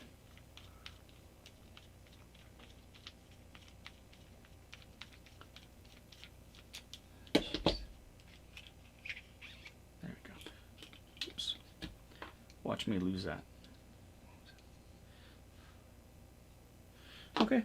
Well, let's get these AAA batteries in there. All right, because somebody's been asking. Yeah, okay. Maybe I'll put the battery inside the lightsaber, okay? But just because it's 8:37 and the mail have to go really fast to watch a PBS show, though, you know, everyone else have a PBR. You can record and watch later, but okay, no spoiler. You don't want to wait, and so I try to get this fast, but oh. Almost drop, huh? Okay, take a battery in, and we have a positive, press a negative. Negative is a flat side. Why are you not going in? Go.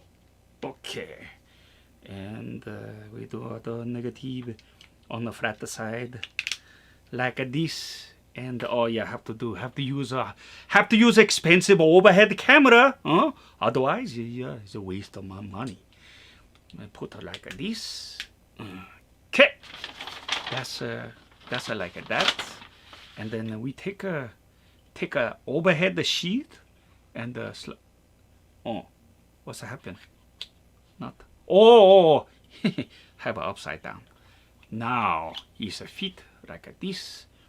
Take a screw, put inside, and oh, yeah, it's hard. It's hard to screw in a tight place. Huh? Huh?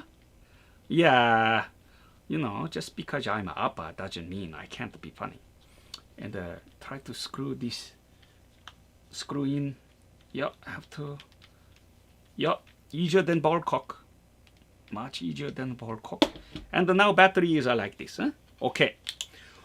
Wow. Okay, so my eyes are...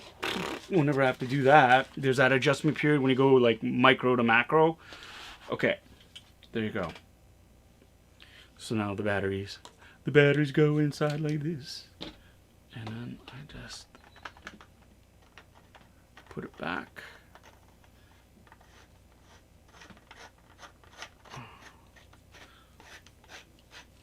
You like that, huh? Yeah. Okay, that's that. Now, I gotta do this right. Because last time I tried to spark one of these suckers up, it was too bright, and it lost its effect. So I'm gonna turn off this light here. Then, hold on a second. So I got this really cool. I got this thing here. Where's it? So I got these cool lights that I can actually, they're desk mounted, and that I actually can do this too. I love this with this app. No, don't do that. Do this. I don't have to get up like a sucker anymore. And then, let's move back here. Let's see. I'm gonna turn this light off. These lights off too. Right. And of course, the glow from my screen is more than enough. Anyways. Here we go. Ooh. And I hit the ceiling already. Ah, my arm! Ah! Oh, no. So...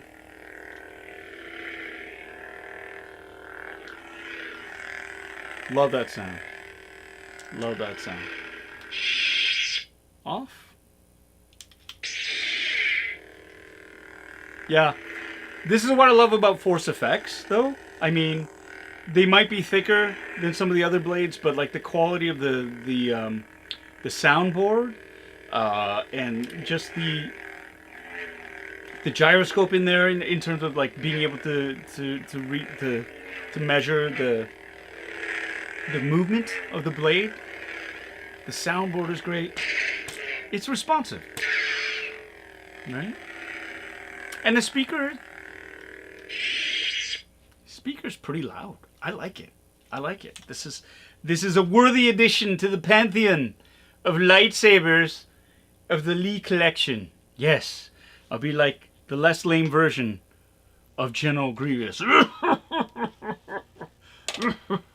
So, yeah, this is the Mace Windu Hasbro Black Series Force Effects lightsaber. Pros, great construction, like quality of construction is great. The hilt looks beautiful. It's got a good weight to it. You feel like if you wanted to just sort of go around smacking things with it, you could. Not that I would, but yeah, you could have a little bit of fun with this. Or display it. It's beautifully done.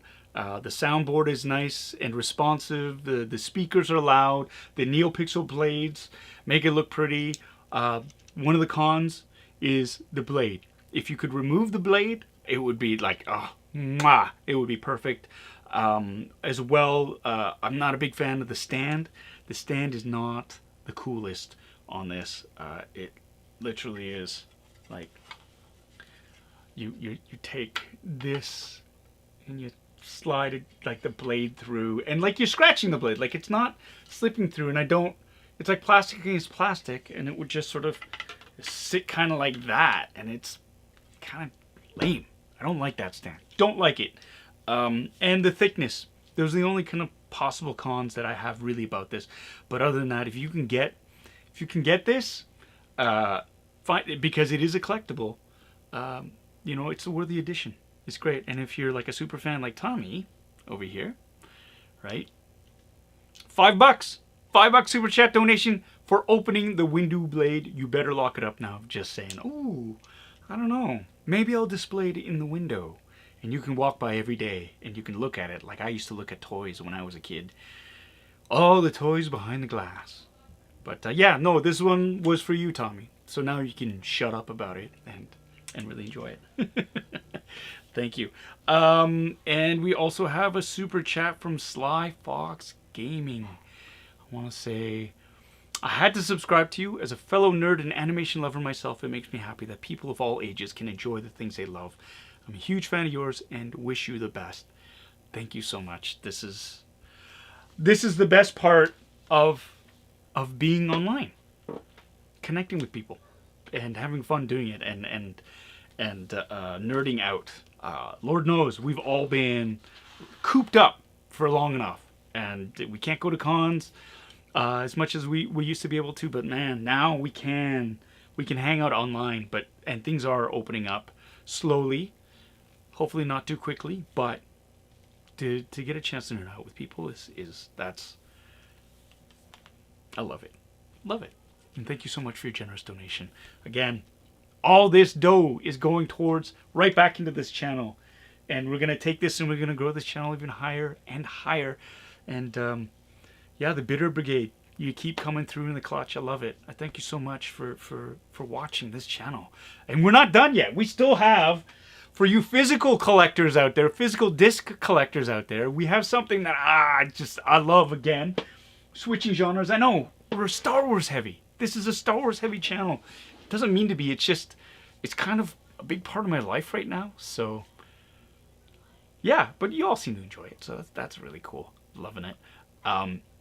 Thanks again, Slyfox Gaming. Thank you. I appreciate that.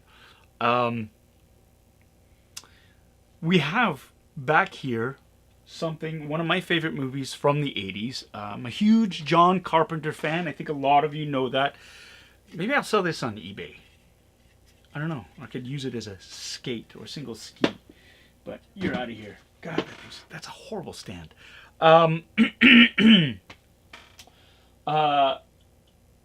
John Carpenter, huge fan. Love his movies. Starting with, Big Trouble in Little China, Escape from New York, The Thing. We talked about The Thing. I've got the MacReady, NECA figure up there. And, of course, Prince of Darkness, one of the scariest movies. The Fog. Halloween. Come on. And, of course, one of my favorites was 1988's They Live, starring Rowdy Roddy Piper and Keith David. And this was a movie that, John Carpenter movies usually just sort of like were entertaining and whatnot. This was a movie that blew my mind in terms of the direction it went towards, in terms of subliminal messaging, on that sort of ridiculous scale, but like it kind of got you thinking about how things were labeled and how we treated the status we gave these items. And for me, at that age, I was like 16. It makes you start thinking about, how does the world work? Is this there's something to it. The conspiracy theorists and all the teenagers, right? So, big fan of his movies. I'm going to turn this overhead light back on. And so when I saw this being offered up by Shout Factory, I jumped at it. I'm going to move this Ahsoka lightsaber back to where it belongs. It's out of the way. Get out of the way! No, don't. Why? This is the 4K release, special edition of They Live. I collect 4K movies. I love collecting physical media just because I don't trust streaming yet.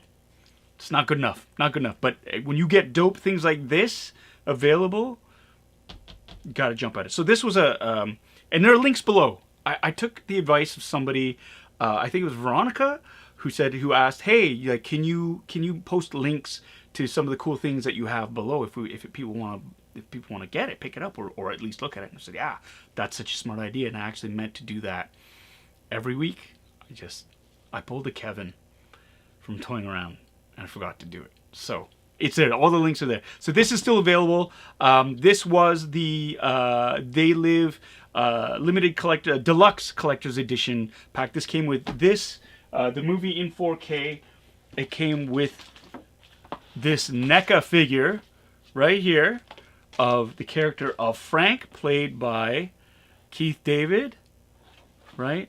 It came with, as well, I gotta pull out, pull back so much, a collectible poster, and it also came with candy, which is branded Obey and Consume, which is pretty dope. And Captain Crispy, it's a very pretty picture on the cover. What am I missing? If you haven't watched the movie, you might not understand what's going on. If you've seen the movie, you know exactly what I'm talking about. Not to give away any spoilers, although the movie's from 1988. Chris, do yourself a favor. Check it out. Basically, the premise is the character played by Rowdy Roddy Piper. His name is John Nada. John Nobody. Nothing. And he discovers that aliens have actually infiltrated the planet Earth, and they have been keeping the population under control with subliminal messages that are being broadcast to them. And so, like, for example, the candy that I have here that says obey and consume, right? They would have like regular, like you would have a Jolly Rancher, this or that, but underneath it all, the real message is obey and consume. And this picture right here is how the aliens actually appear, if you could see them. And he could see them with a special pair of glasses, right? So That's basically the premise, and it's him trying to convince everybody as well that and working with the resistance, so to speak, to free human beings from that. We've got a super chat from Captain Rex saying, "But does it come with a pack of gum? LOL." This can't. I want to believe that it's hard enough to be gum underneath. It might be like that hard gum that you get from the supermarket. I'm never going to open this though.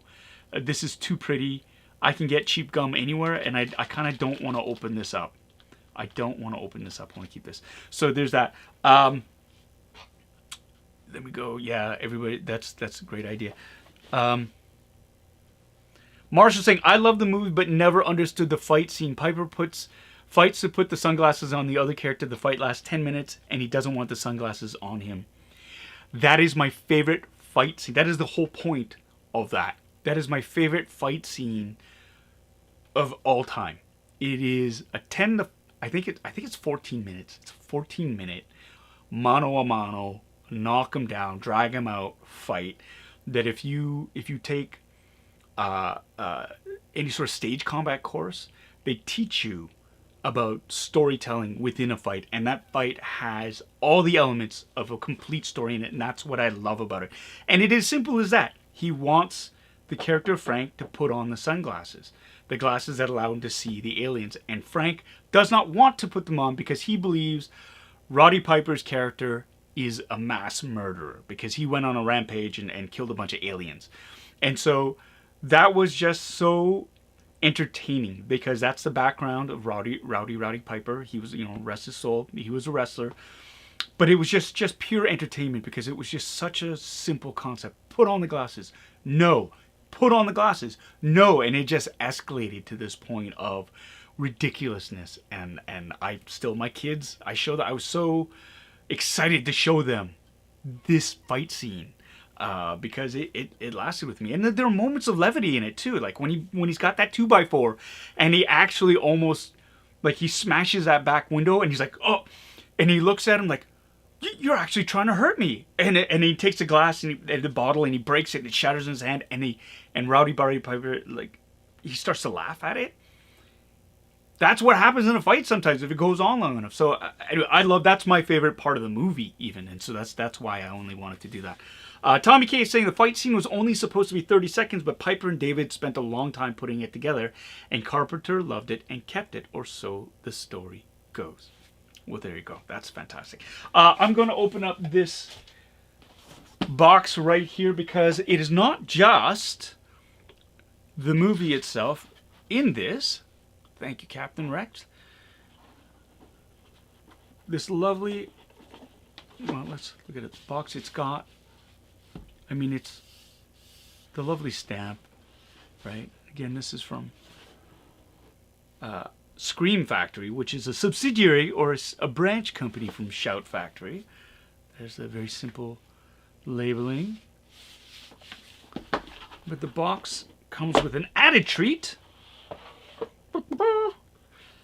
It's got a vinyl disc. A vinyl disc inside, a vinyl record. And again, this is Obey It, the Sunglasses, Side A, They Live, Side B, Wake Up.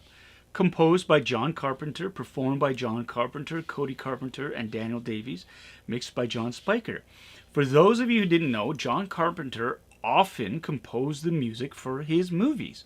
That's what sort of, that Halloween theme that you hear that everybody knows, that's John Carpenter. And it's cool. I love that about John Carpenter movies. From Big Trouble in Little China to Escape from New York, John Carpenter has composed music for his movies. So you open it up here, and it's got, how lovely is this? The sleeve here. It's pink, like bubblegum. Vinyl pressing, side B, side A. Now all I need is a turntable. Right? That's that. That's great. And this is cool. That's the thing. I actually have as well, and I'll bring it out. I'll dig it out. The complete vinyl collection for Mandalorian, the soundtrack, season 1. I believe it's four 4 or 8 albums. No, I think it's 4. 4 albums for the 8 episodes. And it's gorgeous. And it's just like vinyl is making a huge comeback now. And it's exciting. So here, again, you have a little 45 that you can play if you want of a pressing of They Live, the soundtrack as composed by John Carpenter himself. Putting it in on. There you go. There's that, and of course, the 4K version of They Live. It's also got the Blu-ray edition, so if you don't have a 4K player, you can watch it there. But I'll say I actually bought. It was a 4-pack of John Carpenter movies. There was Prince of Darkness, The Fog, They Live, and what was the other one?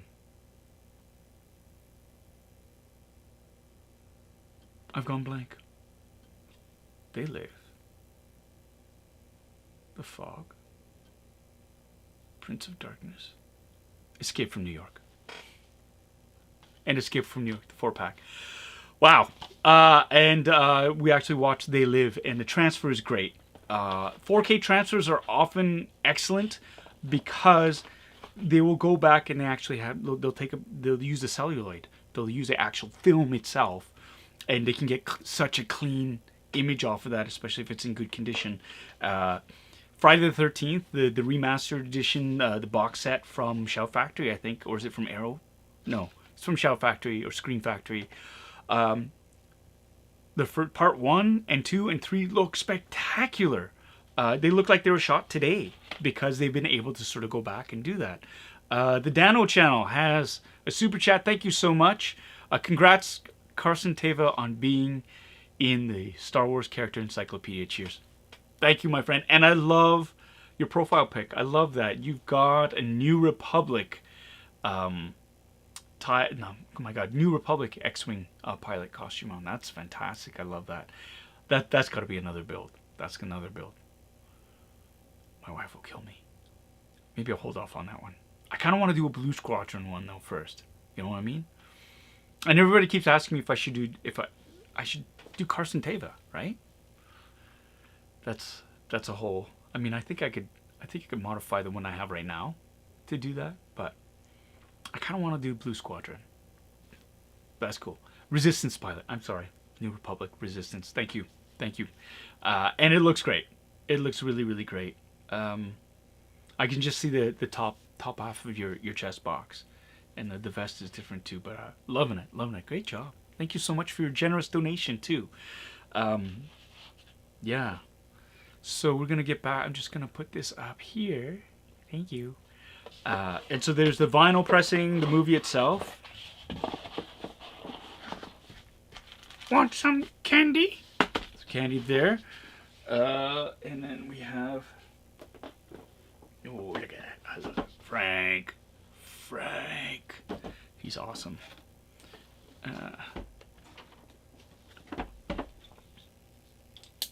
Wow. Flick of the wrist. Look away. I've been saving opening this. Had this for a while. I've been saving opening this for this channel. And this Frank edition, actually, you can't. I've not seen it. I think this was exclusive to Scream Factory because I haven't seen this on the shelves. So, you know, for those of you who are collectors, it's a good investment to get. It's good. It's cool. I kind of like it. Like, I am a sucker for all things John Carpenter, so I'll pay. Oh, I'll pay.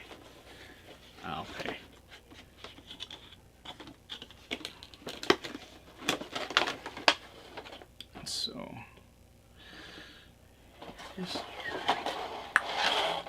like, I love this. So this is actually a scene.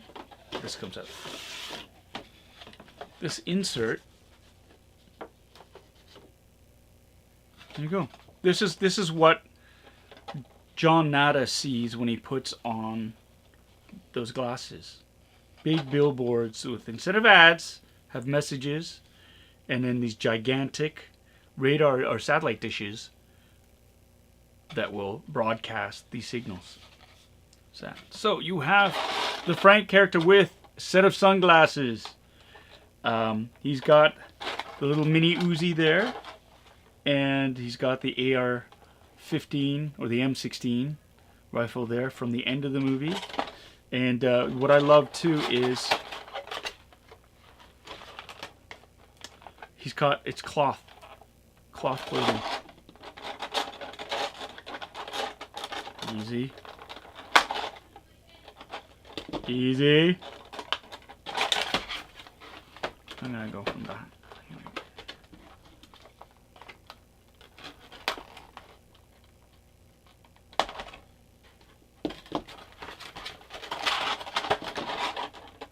Come here, Frank.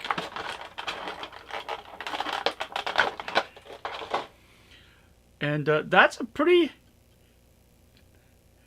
a decent sculpt of Keith David. Come on. Focus. There you go. Ugh, come on.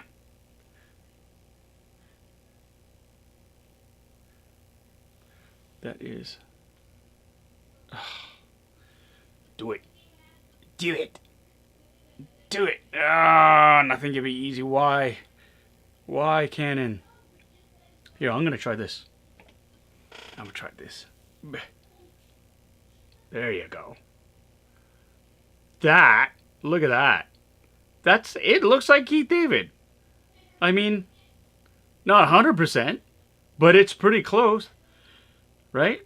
For those of you who don't know Keith David, he is like one of the best character actors out there. I love him, and like he was in The Thing as well. For comedy fiends out there, he also played the dad in There's Something About Mary, Mary's dad. He got great range. Great range. He's played military generals. He's played, you know, down on his luck sort of characters like this, hardened criminals, dads. Yeah, no, he's one of my favorite character actors, and so that was, I'm digging that. So that's him right there, and that, and then let's take a look at the poster, which came in this beautiful, and this is Shout Factory.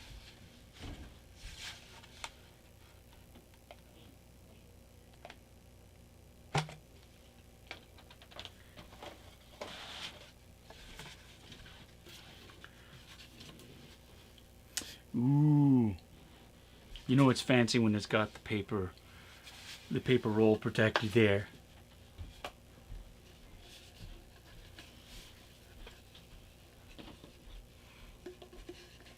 Easy. Poison fish, good fish. There you go. Just like that. I'm gonna. Oh, look, pull back.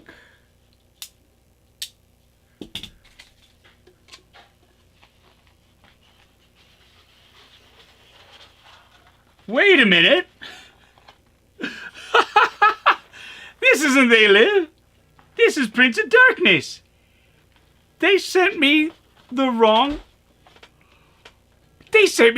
poster. It clearly says They Live. And yet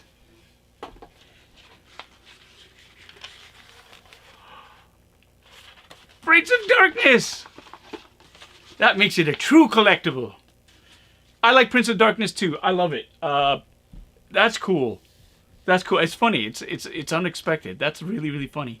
I actually have the Prince of Darkness box set, like just like this one. So next week, let's see if I have two of these, or if they screwed up and there's a They Live poster in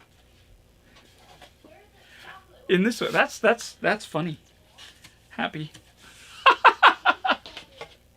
All right. So you're all witnesses. There's the wrong poster. You had one job. We'll see. All right. That's cool. That's super cool. So we've done the, what is the, on the docket. It's 9:05. Mel, I'm sure, has jumped away to watch her PBS show. And so we're gonna, let's see, we've opened up this gentleman here. Like New Hyung, how are you? I'm doing well, thank you. How are you? Sunday nights, my favorite night of the week. The best way to end a week is on Sunday, because I get to open up collectibles and nerd out with friends. I wish I could do this all week. All week. And if you're enjoying this and you haven't subscribed yet, hit it. Hit that subscribe button. We're going to be making an announcement very soon about memberships to help support this channel, invest in this channel, invest in me, and to grow this channel. Already we've done a tremendous amount. I'm still so shocked at how much the channel's. We're almost at 13. We're over 12K subs. I never thought I'd hear myself say 12K subs. 12,000 subscribers for the channel itself. And I'm excited. Like, again, when this started off at the beginning of the pandemic, I just wanted something fun to do. And it's turned into something super cool that seems to be connecting with people. So, yeah. Yeah, this is really cool. Let's see. I had something that I mentioned that was going to be a surprise. Do you guys want to see the surprise? Like, do you want the surprise? Should I? Or are people tired? Because if people tired and this podcast, this live stream has gone on for too long, then we can call it too. But I have something here that I thought was pretty cool. I thought maybe people might want to see it. It's not Star Wars, so there is that. You want the surprise? Jeps 1973 is saying, "Show us the surprise." Goon E is saying yes. James Mortensen, yes. Joe D, do it. Do it. Val A, your influence on my 80s heart is strong. Now, in addition to the action figures and toys, I'm looking to buying your favorite 80s movies. A lot of them don't hold up, but a lot of them do, too, which is cool. All right. I'm getting a lot of people. It's only 6 p.m. Oh, Rick, it's only 6 p.m. there. Well, you are on the West Coast, my friend. Right on. Brandy Woods. Okay, you're all still here. Let's do it. Do it. Do it. Okay. So, I mean, those who know me know that, yeah, okay, he's a big Star Wars nerd, and he's a Ghostbusters nerd, and I keep saying that I'm a fan of this franchise, but for whatever reason, people don't think I am a fan of this franchise. But it's actually something that I grew up watching, something that I still love, something that I keep saying that I'm going to do, that I'm going to cosplay in at one point or another. Can you guess what it is? Because I actually did... it was interesting. I think it was a couple of live streams ago. Somebody wrote in and said, like, oh, what's a pity he just likes Star Wars, because, like, why would you want something dirty and messy like that and, like, think about wars instead of being in this franchise, which is clean, which is the future, which is that. Can anyone guess what franchise I am speaking about? Can you tell me? And if somebody guesses it right, I will jump immediately to doing what this is. Oh my god, that's so fast. Val A, quick. Tommy K, there you go. My Little Pony, no. My Littlest Hobo. Nice try, Captain Rex. Actually, that was a good one. Evil Dead, not quite, although I do love that franchise. Not He-Man. I'm not going to... That's great. It is indeed. I am speaking of Star Trek right here. And what I have here is something that and I'm talking OG Star Trek. This is the Starship Enterprise from Diamond Select in conjunction with Art Asylum.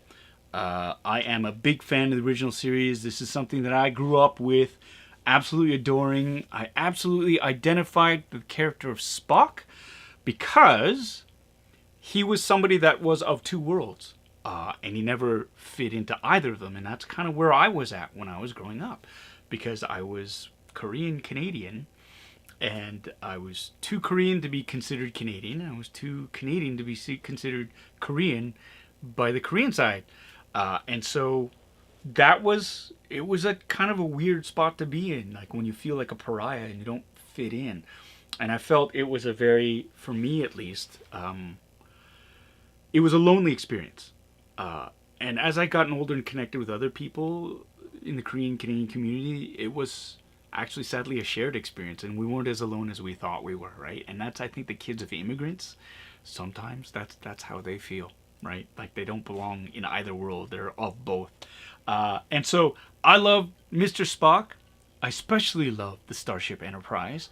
And I was a huge Trekkie growing up. In fact, I was such a Trekkie, I wanted to be called a Trekker. No, you don't call me Trekkie.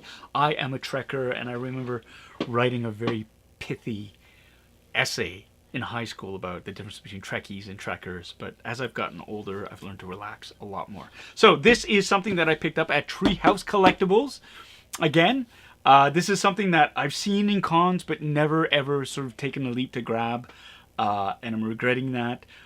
This is something, again, this is from the original series. It is the Constitution class Enterprise. That was the original sort of designation for it, and it became the Constellation class during the movies when they upgraded it, although in canon it's kind of like, sometimes we call it this, sometimes we call it that. But in my mind, it's always the Constitution class.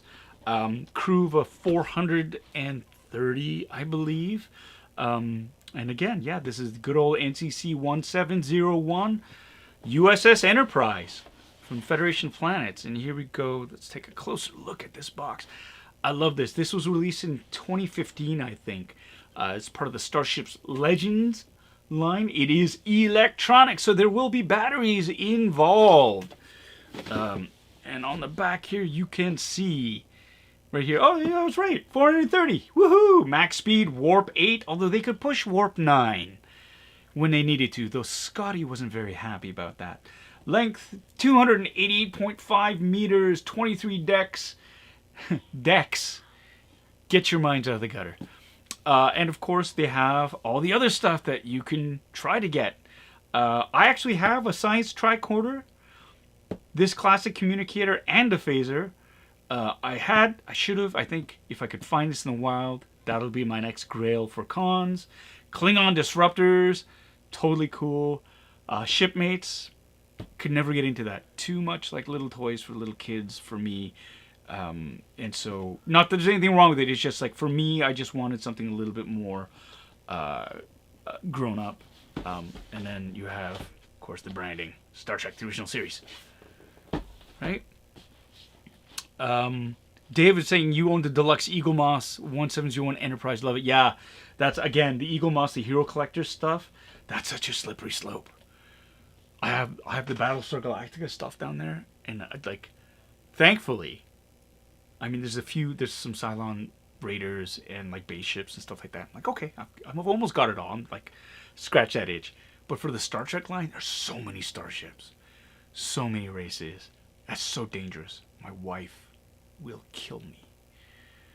So I'm making do with the bigger ones right now. So, like new super chat. Thank you. Thank you so much, Young. Grateful for everything you've done for representation. Please keep it going. Wow, thanks a lot. Thank you. I try to take it seriously. It's a responsibility that I've been afforded, and so, and so I am very cognizant of that, and I do my best to always present my best, and I'm not perfect by any means. But I'm doing my best. So thank you so much for that generous donation and for the kind words and for that encouragement. It really means a lot. It means a lot to me. Amanda Royce, you know what I'm talking about. Your story about being Korean Canadian is relatable. Thank you. And yeah, it's a shared experience that a lot of us had, that a lot of us don't realize that we have, that we think that, we think we're the only ones. Okay, let's open this up. Yeah, CCM Rick, you'd love the Miranda class from Con. I was eyeing that. The Reliant. There's an XL size, an oversized version of that. So, I always loved the Reliant, just because, you know, Star Trek 2, Wrath of Khan. That's still my favorite Star Trek movie of all time. And again, it was such a.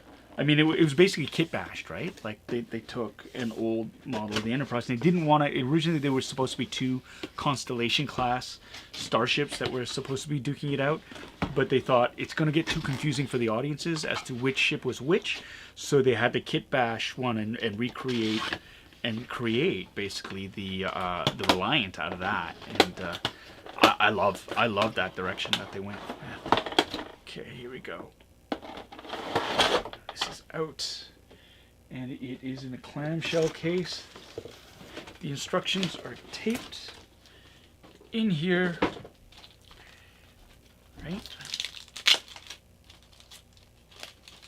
right on.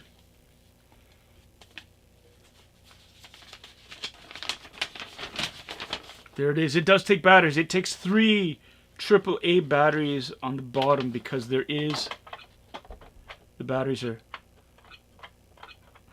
sadly dead. So, but yeah, take a look at it here. The detailing on the panel. It's a paint scheme, which is great. The decals, there. This is a stand. It's got the old school wiring on it, which is great. And like new, thank you again for that awesome super chat. Donation. It's gonna roll right back into this channel, and it'll go for good, not for evil. So thank you so much. Yeah, so it's got this back to the Enterprise. It's got the old school wires on it, and wow, even the detailing underneath is spectacular. You can't. I'm gonna pull this sucker out, and you gotta see this up close, and I'm gonna get.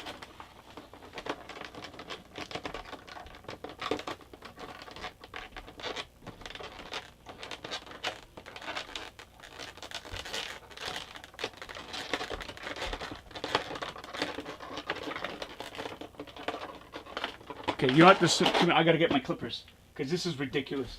It's gonna take me 50 years to just unwind that stuff.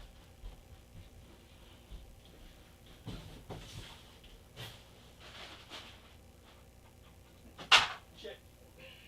Drop my pliers. Ah! Why? Because nothing can be easy. Step on. Let's trip over the lightsaber. Okay. I love these wire cutters. Love them. Love them. Because you can just skip through all the crap. And just, yeah, that's right. I'm going for it. Because I'm not reselling this. I'm not. There's certain stuff that you know. You just know you're gonna keep.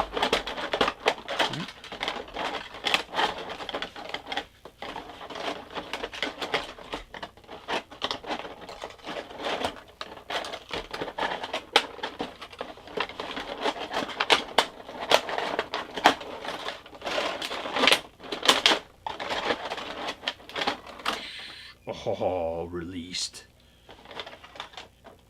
There we go.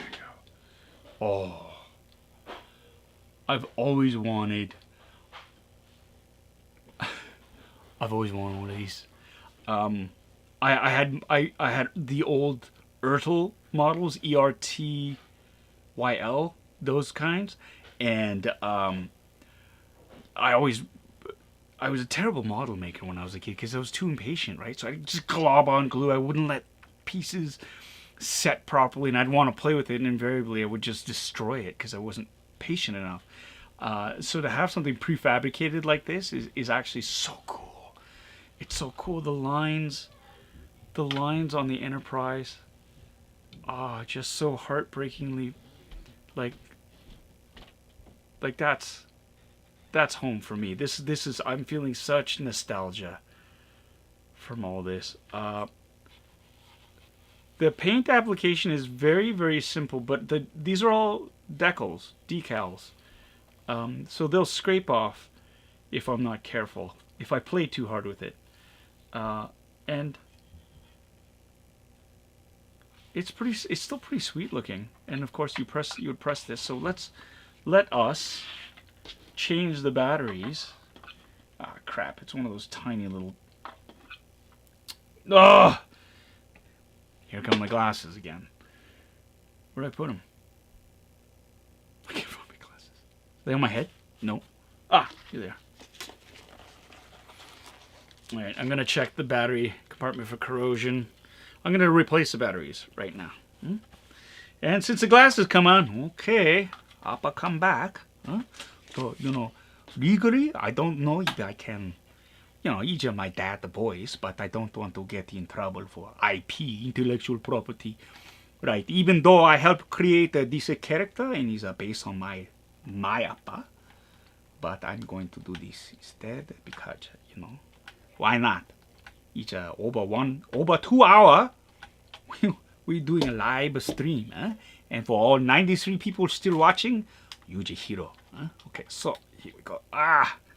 Battery look okay. You know what? It's on. They have a thing. Oh, press button. It says, "Try me." 3 different setting. Oh, can you see? Yeah.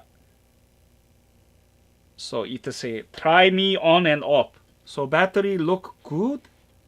So I switch to on. And maybe we're doing like this. The Star Trek Enterprise together. And try press the button. No, battery is garbage. So we change the battery. Yeah, okay. We can change the battery because the battery inside is. Oh, maybe connection is no good. No, what's happened? No, you just tease. Oh, buy the garbage battery. Oh, three garbage battery. Oh, maybe 1 battery is no good. Just try like this. And try one more time. 하나, 둘, 셋. No, still garbage. Okay. Yeah, it's from 2015. What you gonna do? Yeah. Now I have to get battery from inside here. What? People say, funny, 2 of my favorite characters are named Appa, one from KC and the other one from yeah, other one from ATLA.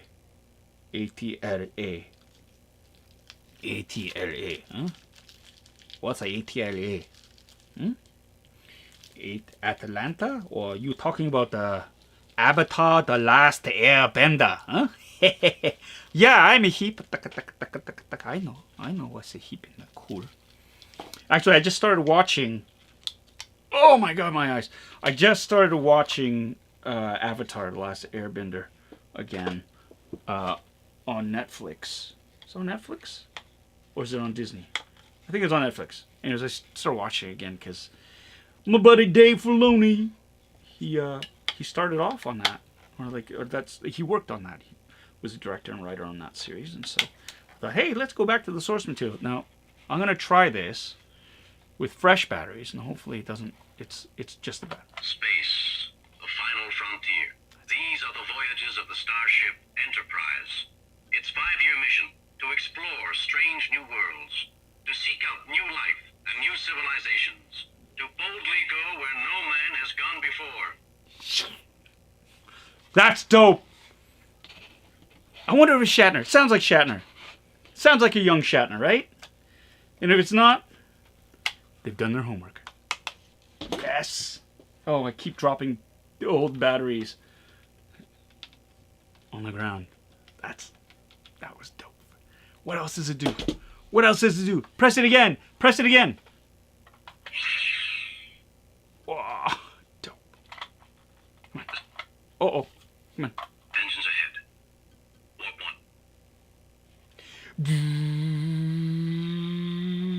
That would be cool if they added the warp engines. So. Ah! Oh, I love it! I love it! Vector transporter control, 1 to beam down. Energize.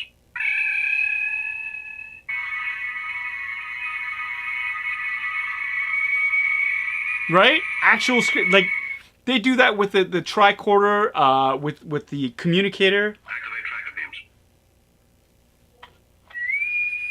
Captain Kirk to all ship personnel, red alert. Yeah, baby. Oh, yes! The old school klaxon. Look at that. It all lights up. This is dope. All weapons to full power.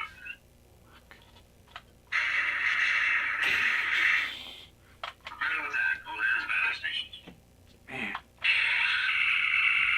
Oh! You hear that? A phaser blast, and they launch a photon torpedo just before. Arm photon torpedoes. Fire.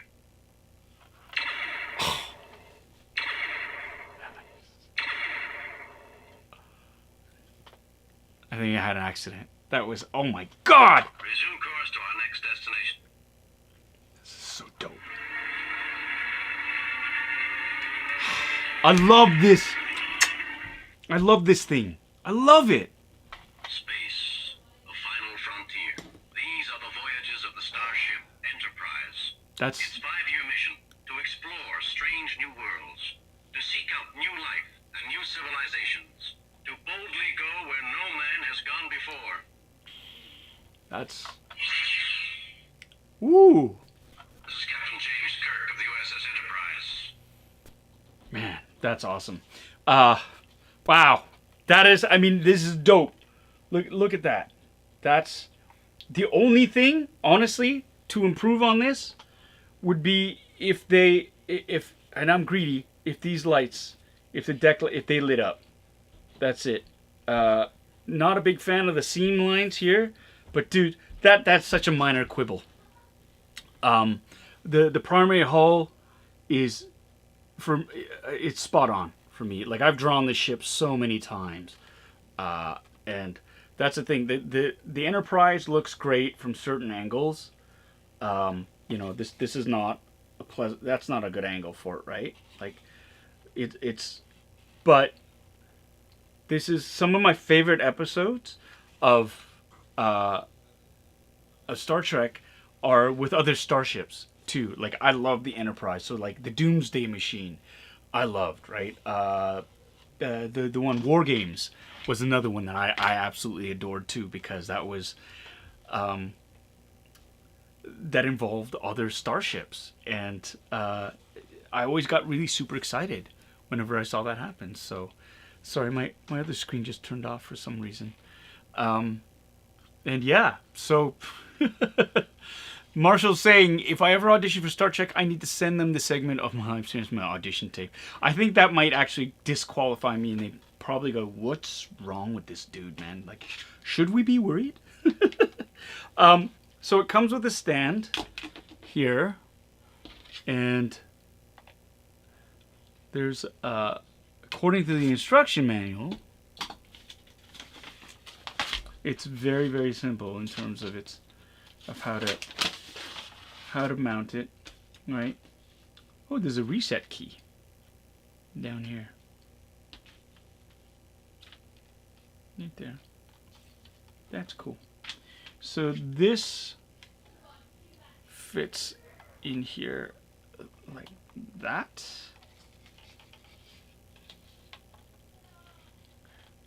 Just like that. And 400 quatlus on the newcomer. 500 quatlus. Match to be set by multiple elimination. And then it fits in.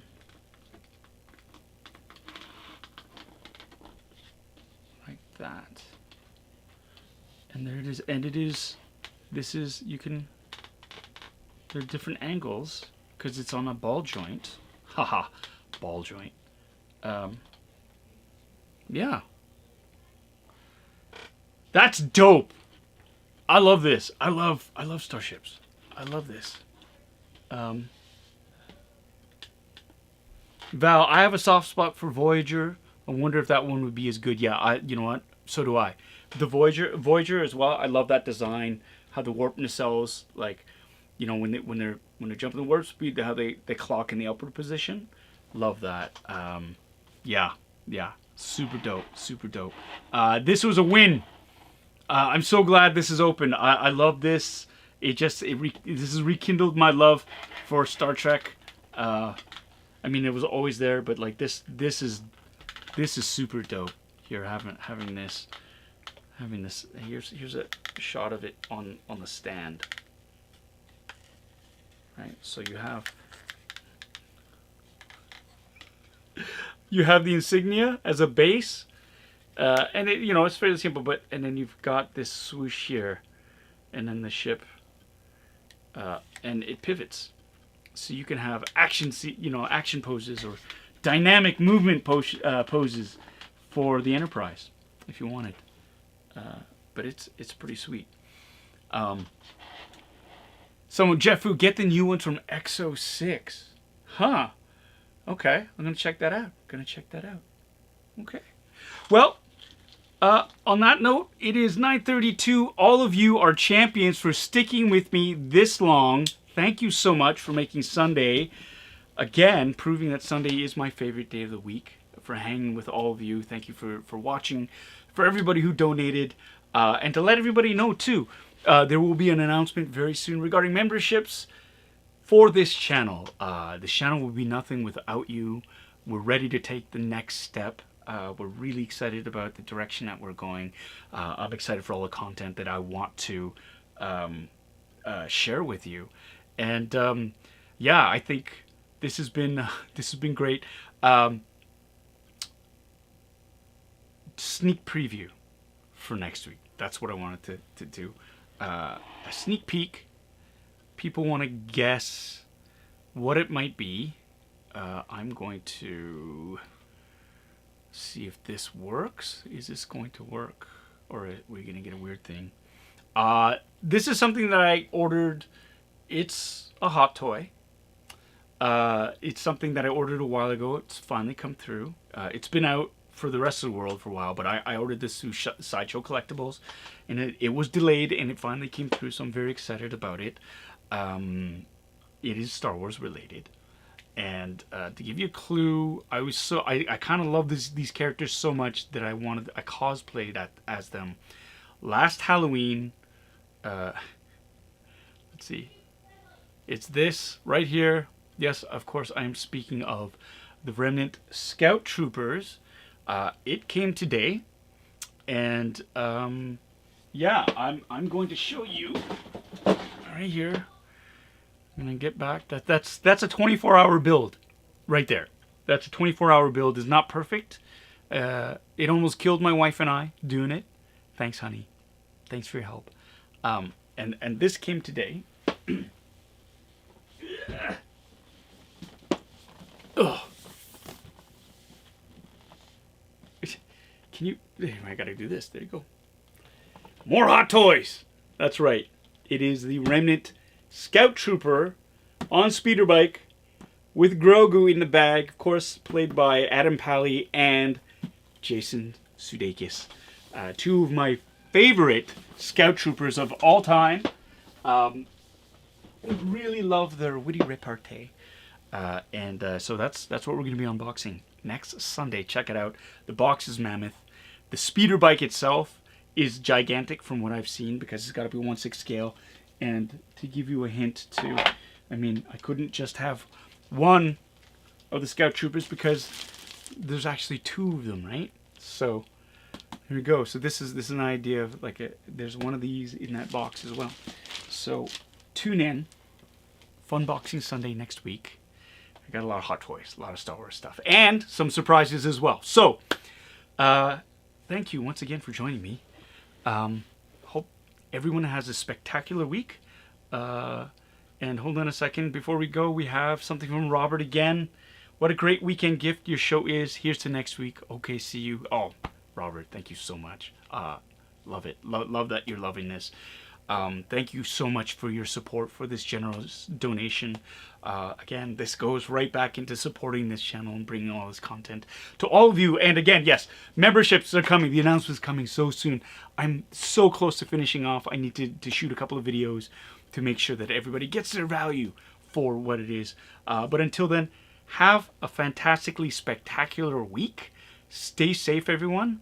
Val, we're going to squeeze you in here too. You got a super chat from you.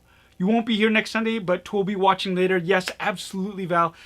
Check out the replay. The replay is just as fun, I think, and you can skip ahead over boring things. Not that there are any boring parts, but you can do that, and I appreciate your support. Until then, everyone, please have a fantastic week. Stay safe. COVID. We got to beat this thing. Get vaccinated. If you haven't been vaccinated, get vaccinated. That's the one best way that we can defeat this stupid pandemic, so we can all hang out together again, and do this face to face instead of online.